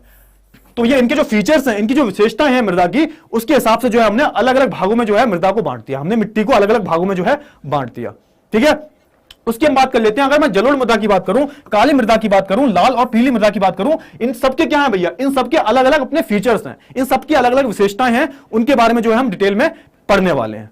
ठीक है, चलिए बात कर लेते हैं सबसे पहले जलोढ़ मृदा की। बेटा खत्म होने वाला है चैप्टर, आधे घंटे में खत्म हो जाएगा, थोड़ा सा रुके रहना, थोड़ा सा सब्र कर लेना बेटा। ठीक है, क्योंकि ये जो चैप्टर है बेटा बहुत ही ज्यादा महत्वपूर्ण चैप्टर है। तो मैं चाहता हूं कि भैया देखो पूरा जो चैप्टर हो एग्जाम पॉइंट ऑफ व्यू से, इसमें सबसे ज्यादा अच्छे खासे नंबर के जो है सवाल आ जाते हैं। भारत में राष्ट्रवाद हो गया, ठीक है ना, यूरोप में राष्ट्रवाद हो गया, ये हो गया, इन सबसे अच्छे खासे जो है प्रश्न पूछे जाते हैं। तो मैं चाहता हूं कि आप अच्छे से इसे पढ़ के जाओ। हाँ चलिए, अगर मैं जलोढ़ मृदा की बात करूं तो ये कहां पाई जाती है? तो ये जो आप उत्तर भारत देख रहे हो, यहां पे आप ये देख रहे हो, ये देखो, ये जो पूरा एरिया आप देख रहे हो, ध्यान से देखना, ये जो उत्तर भारत का जो हमारा एरिया है पूरा, यहां पे क्या पाई जाती है? यहां पे जलोढ़ मृदा पाई जाती है, जो एल्यूवियल, इसे इंग्लिश में क्या बोलते हैं? इसे इंग्लिश में बोलते हैं एल्यूवियल सॉइल, जलोढ़ मृदा। ये कहां पाई जाती है भैया? जो उत्तरी मैदान है, जो उत्तरी मैदान है, कौन सा उत्तरी मैदान? ये आप देख रहे हो, उत्तरी जो मैदान है यहां पे पाई जाती है। और बच्चा एक बात ध्यान रखना, इस मैदान पे, ये जो उत्तरी मैदान है ना, सबसे ज्यादा डेंसली पॉपुलेटेड है पूरी दुनिया की। अगर हम बात करूं, ये जो उत्तरी मैदान है ये बहुत ही ज्यादा पॉपुलेटेड है, यहां पे सबसे ज्यादा जनसंख्या पाई जाती है। क्यों? क्योंकि यहां पे पता है क्या है? यहां पे क्या है? यहां पे इसका एक इकलौता कारण क्या है? यहां पे एक तो ये प्लेन एरिया है, ये एक पूरा मैदान है, दूसरी बात ये है यहां पे क्या है? जलोढ़ मृदा है। और जलोढ़ मृदा जो है ना वो बहुत ज्यादा क्या है? बहुत ज्यादा आप बोलते हो फर्टाइल सॉइल है, काफी ज्यादा उपजाऊ मिट्टी है ये। तो इस वजह से यहां पे आप देखोगे यूपी बिहार, यहां पे सब कुछ आ जाता है। देखो यूपी बिहार झारखंड, ठीक है ना, इधर पंजाब साइड आ गया, हरियाणा आ गया, तो ये सब इसी में आ जाता है। और यहां पे आप देखोगे यहां पे खेती जो है अच्छी खासी होती है। ठीक है, चलिए अब मैं इसकी बात करूं तो भैया इसमें क्या होता है? भैया इसमें बहुत सारी गाद होती है, मिट्टी होती है। अब ये आती कहां से भैया? अब इसका थोड़ा स्टोरी जान लो, आती कहां से है। तो देखो ये हमारे पहाड़, ये हमारे बहुत बड़े माउंटेन्स हैं, इधर आप देखोगे तो हमारे पहाड़ है, ये यहीं से बहती हुई आती है। ठीक है ना, अब सुनो, जब भैया ऊपर से जो नदी आती है ना, कौन सी नदी की बात हो रही है यहाँ पे? तो यहाँ पे भैया सिंधु नदी, गंगा, ब्रह्मपुत्र की बात हो रही है। ठीक है, जब ये नदी जो ऊपर से आ रही होती है ना, ग्लेशियर से आ रही होती है, तो जब नीचे आती है, अब एक बात बताओ, जब आप ऊपर से पानी डालोगे, जब आप ढलान पर पानी डालोगे तो बहुत तेजी से पानी आता है ना, बहुत तेजी से पानी आएगा। तो वो अपने साथ बहुत सारी क्या लाता है? बहुत सारी गाद लाता है, बहुत सारे जो सेडिमेंट्स होते हैं वो लाता है। कौन भैया? ये जो पानी होता है अपने साथ, क्योंकि बहुत तेजी से आ रहा होता है। जैसे मान लो आप एक प्रैक्टिकल करना, घर पे करना, ठीक है ना, मम्मी के सामने नहीं करना, पिटाई बहुत लगाएंगी। ढलान से पानी डालना, कोई भी पानी डालना और देखना कितनी तेजी से नीचे आता है। फिर जैसे ही वो समतल एरिया पे आएगा, प्लेन एरिया पे आएगा, वो धीरे धीरे आ जाएगा। ऐसे ही होता है क्या भाई, इसमें जब बहुत ऊपर से ढलान से, पहाड़ों से ऊपर से नदियां आ रही होती है ना, तो बहुत तेजी से आती हैं, और जैसे ही प्लेन एरिया पे आती हैं तो क्या होता है, जो जितनी भी गाद लाई होती है ना अपने साथ में, ये इधर उधर छोड़ने लगती हैं। गाद छोड़ के पानी तो आगे चला जाएगा, जो गाद लाई है अपने साथ में, जो अपने साथ जो सेडिमेंट्स लाई हैं वो छोड़ते हुए जाती हैं। तो इन्हें क्या बोल देते हैं, ये बाद में क्या बन जाती है भैया, यही जलोढ़ मृदा बोली जाती है। ठीक है ना। तो ये आई कहां से भैया, ये जो मिट्टी है कहां से आई है, ये सिंधु, गंगा और ब्रह्मपुत्र जो नदी है यहां पे आई है। ठीक है। अगर आप देखोगे यहां पे किधर, अगर आप पश्चिमी, अगर आप पूर्वी तटों की बात करो, पूर्वी तटों पे भी आपको ये जो मृदा है वो देखने को मिल जाएगी। जो कृष्णा महानदी वगैरह है, इनसे भी जो है ये जो मिट्टी है ये देखने को मिलती है। तो यहां पे भी आप पूर्वी साइड की अगर बात करूं, पूर्वी हिस्से की बात करूं, यहां पे भी आपको देखने को मिल जाएगी। ठीक है। चलिए, तो ये आपको याद रखना है। अब भाई मैं बात करूं आयु के आधार पर, कितनी मिट्टी है पुरानी है, इसके आधार पर भैया हमने दो हिस्सों में बांटा है जलोढ़ मुद्रा को। एक तो भैया पुरानी जलोढ़, जिसे हम क्या बोलते हैं, इसे हम बांगर बोलते हैं। ठीक है। आपने देखा है ना बांगर, बांगर आपने सुना होगा, जितना भी पुराना सामान होता है घर पे क्या बोल देते हैं उसे, बांगर। भैया जो भी बांगर वाली चीजें हैं ये किसे दे दो, बांगर वाले को दे दो, यानी जो कबाड़ी वाला है उसे दे दो, जो भी पुरानी चीजें हैं। तो बांगर का मतलब क्या हुआ भाई, पुराना, बहुत पुराना। और भैया वहीं मैं बात करूं नवीन जलोढ़, इसे हम क्या बोलते हैं, खादर बोलते हैं। खादर मतलब खाद। अब ये मिट्टी को नया करने के लिए क्या डालते हो, खाद डालते हो। खाद मतलब बहुत नया। तो नई जो मिट्टी होती है, नई जो मिट्टी होती है उसे हम क्या बोलते हैं, खादर बोलते हैं। और जो पुरानी मिट्टी होती है उसे हम क्या बोलते हैं, पुरानी जलोढ़, या फिर आप बांगर बोल सकते हो। अलग अलग नाम है इनके। ठीक है ना। तो ये क्या भैया, मिट्टी, ये बांगर मिट्टी में खादर की तुलना में काकर पेड़ों की संरचना ज्यादा होती है, और ये भैया क्या होते हैं, ये कम फर्टाइल होते हैं। अगर हम बात करें नवीन से इसकी, तो ये थोड़े से कम फर्टाइल होते हैं। क्यों? क्योंकि यहाँ पे क्या होता है, इसमें जो मिट्टी के कण होते हैं वो जो सेडिमेंट्स होते हैं काफी ज्यादा होते हैं। और मैं बात करूं खादर की, खादर में होता क्या है, देखो खादर जो मिट्टी होती है वो कहां पाई जाती है, वो नदियों के आसपास पाई जाती है। जो नदी है ना, इनके आसपास पाई जाती है। क्यों? क्योंकि भैया यहाँ पे बाढ़ आती है। यहाँ पे जब बाढ़ आती है तो बाढ़ अपने साथ में क्या ले आती है, बहुत सारा क्या गाद लाती है अपने साथ में, सेडिमेंट्स लाती है। और बाढ़ जब चली जाती है तो वो मिट्टी छोड़ के जाती है। तो इस वजह से हम क्या बोलते हैं उसे, इस वजह से हम उसे नई मिट्टी बोलते हैं, नई जलोढ़ बोलते हैं। उसे क्या बोलते हैं, उसे खादर बोलते हैं। और ये जो खादर होती है क्या होती है भैया, ये भैया बहुत ही ज्यादा फर्टाइल होती है। अगर बांगर की तुलना करें हम, तो बांगर जो होती है वो कम फर्टाइल होती है, और जो खादर होती है वो ज्यादा फर्टाइल होती है। इतना समझ लो बस। तो भैया आप बात करोगे आयु के आधार पर, आयु के आधार पर भैया हमने दो हिस्सों में बांट लिया है। एक तो भैया पुरानी जलोढ़ या फिर बांगर, और दूसरी नवीन जलोढ़ या फिर खादर। इतना समझ में आ गया। चलिए, बहुत अच्छी बात है। आगे बढ़ते हैं, बात कर लेते हैं काली मृदा। काली भैया, काली मृदा जो होती है भैया, इसे बहुत सारे नामों से बुलाते हैं। हमें से क्या बोलते हैं भैया, हमें से कॉटन सॉइल भी बोलते हैं। कॉटन सॉइल जो होता है ना, ब्लैक सॉइल बोलते हैं, काली मृदा हो गई। और हमें से कॉटन सॉइल भी बोलते हैं। कॉटन मतलब जो कपास की मिट्टी होती है वो भी बोलते हैं। क्यों? क्योंकि भैया यहाँ पे क्या होता है, इस मिट्टी में कपास की खेती बहुत अच्छे से हो जाती है। कॉटन की जो खेती है वो बहुत अच्छे से हो जाती है। तो इस वजह से हम क्या बोल देते हैं, काली मृदा भी बोल देते हैं। ठीक है ना। अब भाई काली मृदा को एक नाम से और बुलाते हैं भैया, रेगुर मिट्टी के नाम से भी इसे बुलाते हैं। तो नाम याद रखना, एमसीक्यू की फॉर्म में आ जाता है कि भैया काली मिट्टी को हम किस किस नाम से बुलाते हैं। तो काली मिट्टी को हम रेगुर के नाम से बुलाते हैं। ठीक है ना। कपास की जो कपास की मिट्टी होती है उसके नाम से बुलाते हैं। कॉटन सॉइल के नाम से बुलाते हैं। ठीक है। तो ये सारी जो चीजें आपको याद रखनी है। ठीक है। अब ये मिलती कहां पे भैया, काली मृदा की बात करूं, दक्कन पठार के उत्तरी पश्चिम भाग में मिलती है। देखो दक्कन का पठार कहां है, दक्कन का पठार ये है। दक्कन का पठार क्या है, ये पूरा दक्कन का पठार है। ठीक है ना, पूरा दक्कन का पठार है। इसके उत्तरी पश्चिम, यानी कि उत्तर ये है, पश्चिम ये है। तो ये जो एरिया देख रहे हो आप, ये जो पूरा एरिया देख रहे हो, यहां पे क्या पाई जाती है, यहां पे आप बोल सकते हो हमारी काली मिट्टी जो है पाई जाती है। जैसे बात करूं महाराष्ट्र में, ठीक है ना, मालवा, मध्य प्रदेश, छत्तीसगढ़, यहां पे जो है भैया इनके जो पठार है, यहां पे आपको ये जो मृदा मिट्टी है जो देखने को मिलेगी आपको। ठीक है। फटाफट से बताओ, समझ में आ गया। चलिए आगे चलते हैं, बात कर लेते हैं लाल और पीली मृदा। लाल और पीली मृदा क्यों बोल रहे हैं ऐसे, क्योंकि भैया इसका जो रंग होता है, ठीक है, आप बारिश के टाइम पे देखोगे, बारिश के टाइम पे भैया ये जो हो जाती पीले कलर की होती है भाई। वैसे नॉर्मली आप देखोगे तो ये लाल कलर की दिखती है, और बारिश जब हो जाती है, बहुत ज्यादा बारिश हो जाती है, तो उसकी वजह से ये पीली दिखने लगती है। तो इस वजह से हम लाल और पीली मृदा बोलते हैं। ठीक है। अगर मैं बात करूं रेड एंड येलो सॉइल, ये कहां पे दिख रही है, तो आप ये देख रहे हो, आप ये भैया जो भी पूर्वी एरिया देख रहे हो, ये पूरा जो, और कुछ जो दक्षिणी भाग है, यहां पे जो है ये मृदा पाई जाती है। ठीक है। तो भाई इसको बोलते क्या भैया, इसके बोलते हैं हम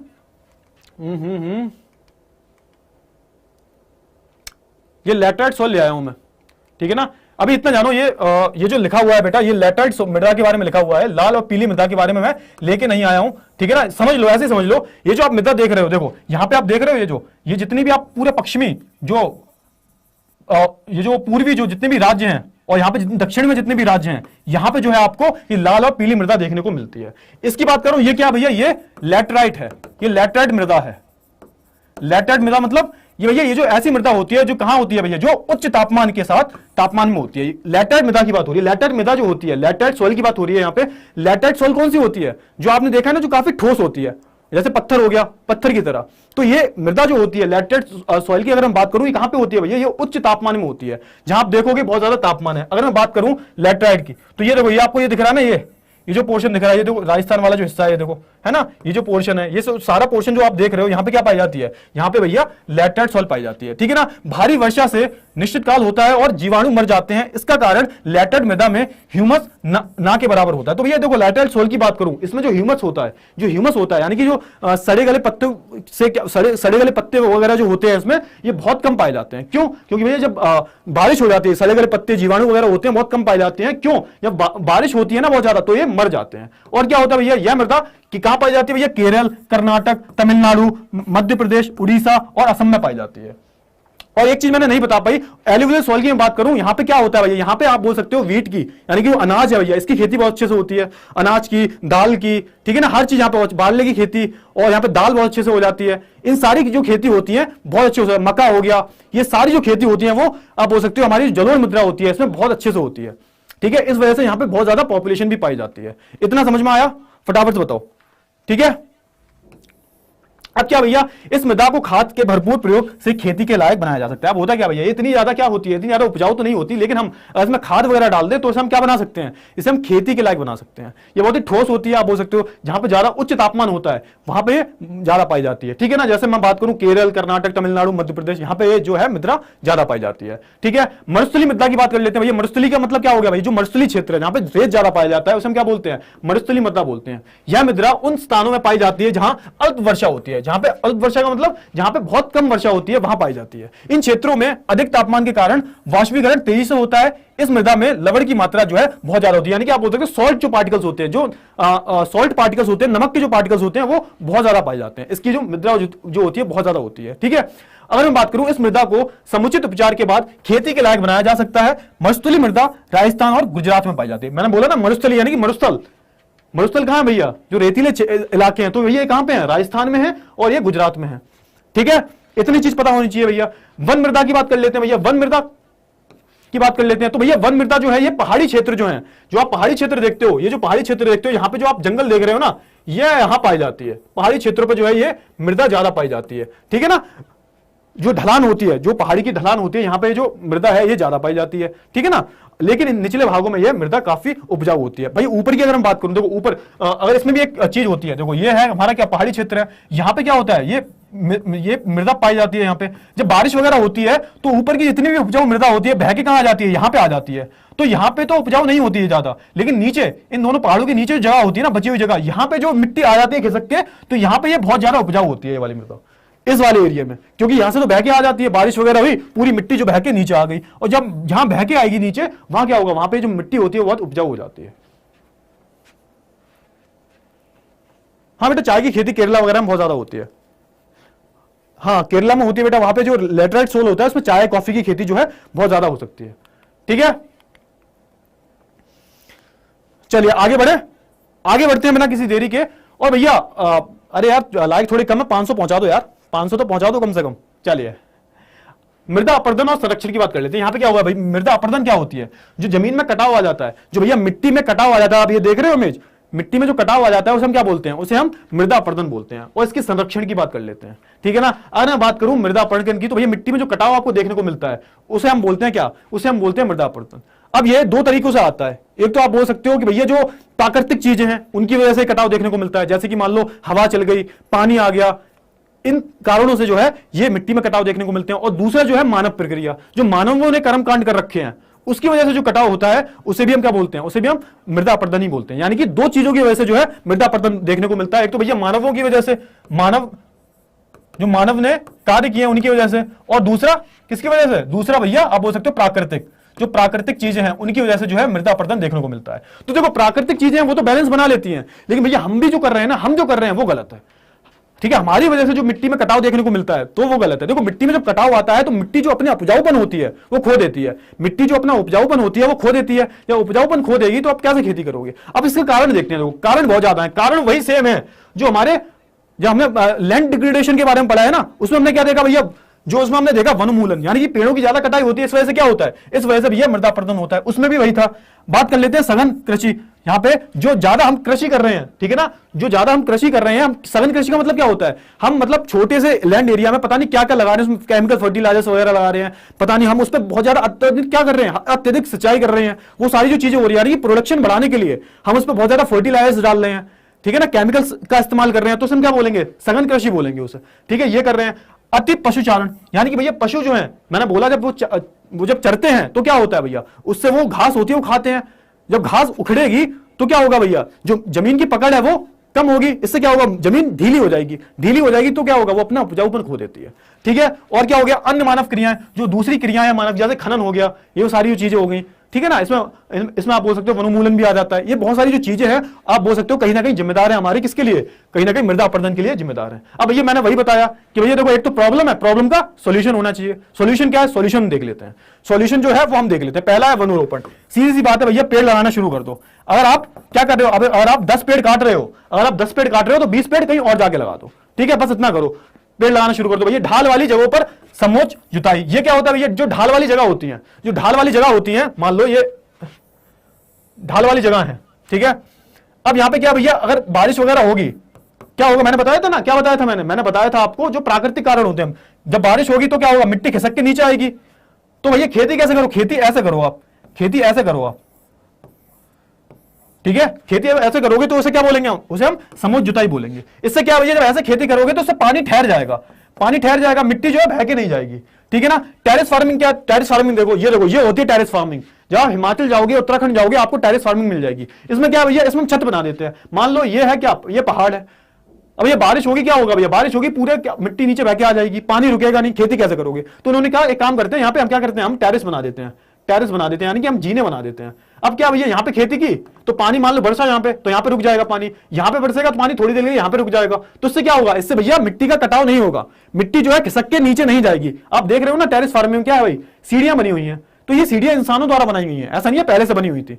इन सीढ़ियों से क्या होता है भैया, पानी थोड़ी देर तक रुक जाता है, तो इससे क्या होगा, इससे मृदा अपरदन जो है नहीं होगी। और तीसरा सॉल्यूशन क्या है भैया, तीसरा सॉल्यूशन है पट्टी वाला, पट्टी फार्मिंग, इसे क्या बोलते हैं, स्ट्रिप फार्मिंग बोलते हैं। पट्टी बना दो, यानी कि देखो बीच में क्या है, देखो आप देख रहे हो यहाँ पे खेती हो रही है, बीच में क्या है, बीच में बहुत सारी घास है, ठीक है ना, यहाँ पे बीच में क्या है, जगह खाली है, फिर बहुत सारी घास है। इससे क्या होता है भैया, इसे हम बोलते हैं, मतलब एक ही जगह पे आप 2-3 खेती कर रहे हो, बीच बीच में आपने स्ट्रिप डाल दी है, उसे हम क्या बोलते हैं, उसे हम बोलते हैं स्ट्रिप फार्मिंग। अब यहाँ पे देख रहे हो आप, यहाँ पे अलग खेती हो रही है, यहाँ पे अलग खेती हो रही है, यहाँ पे अलग खेती हो रही है, ठीक है। तो इसे हम क्या बोलते हैं, इसे हम बोलते हैं पट्टी वाली, आप बोलते हैं कल्टीवेशन, पट्टी वाली खेती हिंदी में बोलते हैं इसे, ठीक है। इसे इंग्लिश में बोलते हैं स्ट्रिप कल्टीवेशन।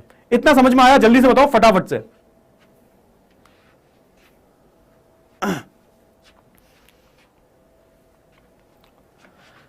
क्योंकि हमारा जो चैप्टर है खत्म हो चुका है, चैप्टर जो हमारा बिल्कुल फिनिश हो चुका है। आई होप आपको पूरा क्लियर हो गया होगा।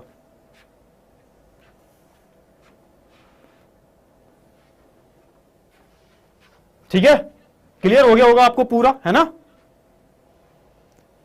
जहां पे हम छोड़ के खेती कर रहे हैं उसे हम बोलते हैं स्ट्रिप फार्मिंग। मतलब हम यहां पे देख रहे हो आप, इसने एक ही जगह पे 1 2 3 4 खेतियां की हैं। अब इससे क्या है, देखो इससे पता क्या होता है, यहां पे बीच में जहां जगह खाली है वहां क्या मिट्टी अपनी पकड़ मजबूत बनाए रहेगी, ठीक है ना। यहां पे क्या होगा, मिट्टी जो है अपनी मजबूत पकड़ जो है बनाए रहेगी। घास वगैरह होगी तो घास पकड़ लेगी, तो बीच बीच में आप जगह देख रहे हो, यहां पे खेती करेंगे ये लोग। इससे क्या होगा, इससे कटाई नहीं होगी, इससे यहां जो मिट्टी में कटाव जो है वो नहीं आएगा, मिट्टी में जो कटाव जो है नहीं आएगा। इतना समझ में आ गया। जब चैप्टर जो है भाई आपका पूरा जो है फिनिश हो चुका है बेटा, चैप्टर जो है यहां पे आपका पूरा फिनिश हो गया है। चलिए तो भाई समझ में आ गया, फटाफट से बता दो। तो ये चैप्टर जो है पूरा फिनिश हो चुका है। और इनसे मिलिए, आपकी भाभी जी हैं। अरे मजाक कर रहा हूं, ऐसा कुछ भी नहीं है, ठीक है। चलिए तो भाई चैप्टर जो है पूरा फिनिश हो चुका है। ये बताओ समझ में आया या नहीं आया, फटाफट से बताओ। क्लियर है पूरा? चलिए बहुत अच्छी बात है, एकदम क्लियर है ना। तो लाइक वाइक करते हुए जाना, ठीक है। लाइक कर देना, 500 पहुंचा दो जल्दी से फटाफट से, ठीक है।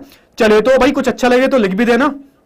हाँ भाभी जी अच्छी लगी, चलो बहुत बढ़िया बात है, बहुत बढ़िया। चलो चलो ठीक है। अरे भाभी जी नहीं, मजाक कर रहा हूं, ऐसे ही बस थोड़ा सा जोक सपाट, ठीक है ना। चलिए तो विदा लेते हैं आपसे। और ऐसे ही किसी अगले चैप्टर में हम कोई बढ़िया सी चीज ले आएंगे। अगले चैप्टर में सोच रहा हूं वो जो हिस्ट्री का आपका तीसरा वाला चैप्टर है वो ले आता हूं, ठीक है ना। तो आई होप आपको पूरा जो चैप्टर है वो बहुत अच्छे से समझ में आया होगा। मिलेंगे हम अगली क्लास में, तब तक के लिए अपना ध्यान रखिए। Good bye, take care.